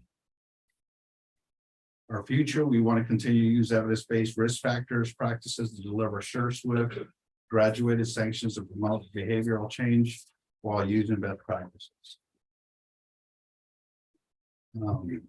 This program targets individuals convicted. So we have a justice reinvestment program. This program targets individuals convicted of nonviolent crimes and those accepted on short-term transitional leave from prison. The goals of the program are to reduce recidivism through evidence-based practices, decreasing prison utilization for property, drug, and driving offenses. So it's very specific to those three crimes. It's property, drug, and driving offenses. Holding individuals accountable while protecting public safety. The funding source for this is the Criminal Justice Commission funding. And here's some of our achievements that we've accomplished. So when you compare our previous numbers, 22 to compared to April of 23, we have come way down in how many people we're sending to prison, and for how many months we're sending. If you look at the reduction from 22 April, our number was 691, and this year at the same time we're at 485. And the trend for the state, the rest of the state is actually going up, and Lincoln County is going down on how many months we're sending people to prison. I think it was about a year or so ago that we had a presentation, I think from the Oregon Department of Corrections, about the Justice Reinvestment Program, because at the time we were going up and we were at risk of losing that funding. So are we now kind of like in the clear with being able to hold on to that funding, or? So yeah, that same individual that spoke, Ian Davison, I spoke to him the other day on the phone, and he was amazed at our numbers, the turnaround that we have made. Very, very happy with this, and yeah, we're Good, I'm glad to hear we're that. long as we're continuing in the trends and staying in the you know where we're at now, we're going to be able to continue to get this one. We were at risk at losing that funding. Big risk. We were getting 500,000 per year of funding for that, and which was, you know, pays for a lot of our staff and but now we're on the right track, and there's no reason why, you know, we should be going the opposite way. It's again, if you looked at our numbers, I think it's ended, you know, of how we're doing, and we're still able to keep the community safe. We're able to make sure that we're ensuring the public safety by holding these individuals accountable through other means of having some people. And most of these individuals we're talking about are low-risk individuals. These are not high-risk individuals that we're talking about, which previously a lot of them have been going to prison. Commissioner Jacobson, the graph that Ian Davidson brought last year was April, and that's that first graph right there that you see.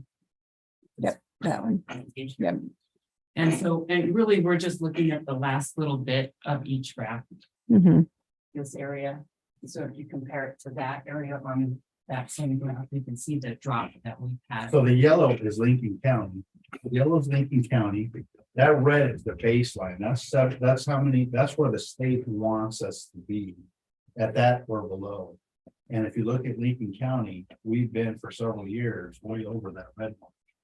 And now if you look, that yellow, that second one is we're now below. See, so that's where we're at now. And that other line, that grayish line, that's the state average. That's where the rest of the state is averaging. And our yellow was, we were way higher than the rest of the state. But now we're going down, and if you look at the state trend, they're going up.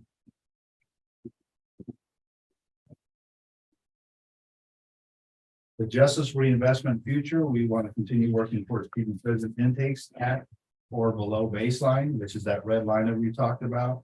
And we want to continue to work towards embedding equity throughout the county criminal justice system. By working with all, those of the individuals that we work with.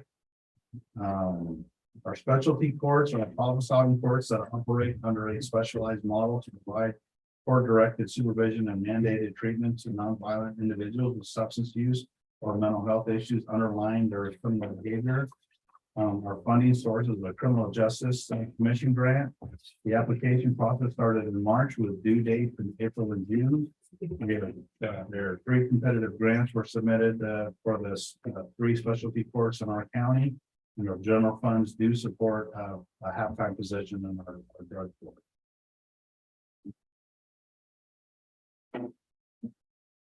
Our goals and our priorities are to increase the participants' likelihood of successful rehabilitation through early, continuous, and judicially supervised treatment and community supervision, reducing substance use and recidivism among participants, and embedding equity throughout the process. Our specialty courts, I got to tell you, I'm really a huge fan of the specialty courts. I started a program back prior to coming here where we work with specialty courts.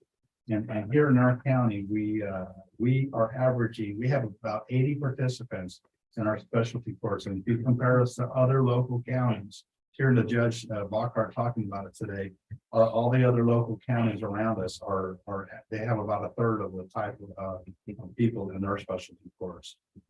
Polk County, I believe, had like 15. Lynn County had like 30 something, much larger county than we do. Here in Lincoln County, specialty courts takes up a lot of time of our staff, it takes up a lot of time of a lot of individuals. But what it happens is you're able to deal with those individuals and you're able to deal with things at real time and able to address those issues before they become bigger problems. Specialty courts future is the assistance to enroll or to keep participants enrolled in OHP. So we have a lot of individuals, but their OHP is going to fall off because after COVID they had them pretty loose. But we have individuals that are working. We've hired our probation officer are working closely and monitoring and dealing with those individuals, making sure that they're keeping those things up to date, so that if they're eligible, they're able to get those benefits. And so we're working very hard to make sure that they're doing it. We're following up with them. If they, we put our notes in there, basically saying that you have till this date and time to make sure that this gets complied with, and we're following to make sure that. So when we talked before about how is it we're able to collect higher fees and do this and do that, that's basically how we do it. We just basically follow up with them. If we have to hold their hand, we're going to hold their hand. If we have to go with them to their appointments, we're going to go with them. We're doing those type of things to make sure we're getting that follow up. grant required dedicated funding for services not covered by OHP or other private insurance, so specialty core team are working together to make sure eligible participants enroll in OHP as the public health emergency expires. We are forming an alumni program for each of the 3 specialty cores. That's where people that have graduated from the program are going to be more involved and help with those individuals that are currently in the program, help as mentors and those type of things. We're increasing our DEI, our diversity, equity, and inclusion participation, and we're offering a DEI training for our staff. So that's it. Do you have any questions or anything else? Thank you. Thank you very much. Appreciate it. Thank you, Bob. Thank you. Thank you. Okay, right, so just to be sure, no committee That's questions. me, Chair. Okay. And anybody online?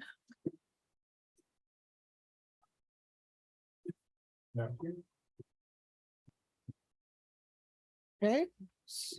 We have 2 attendees, but those are not questions from the community. Nobody signed up in the room.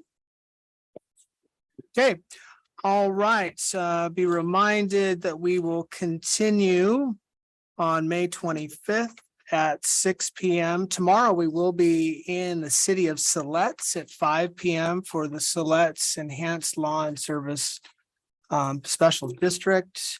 Appreciate everybody's patience and gathering together for this evening. We are adjourned for now. Thank you. Okay, thank you. Thanks, everyone.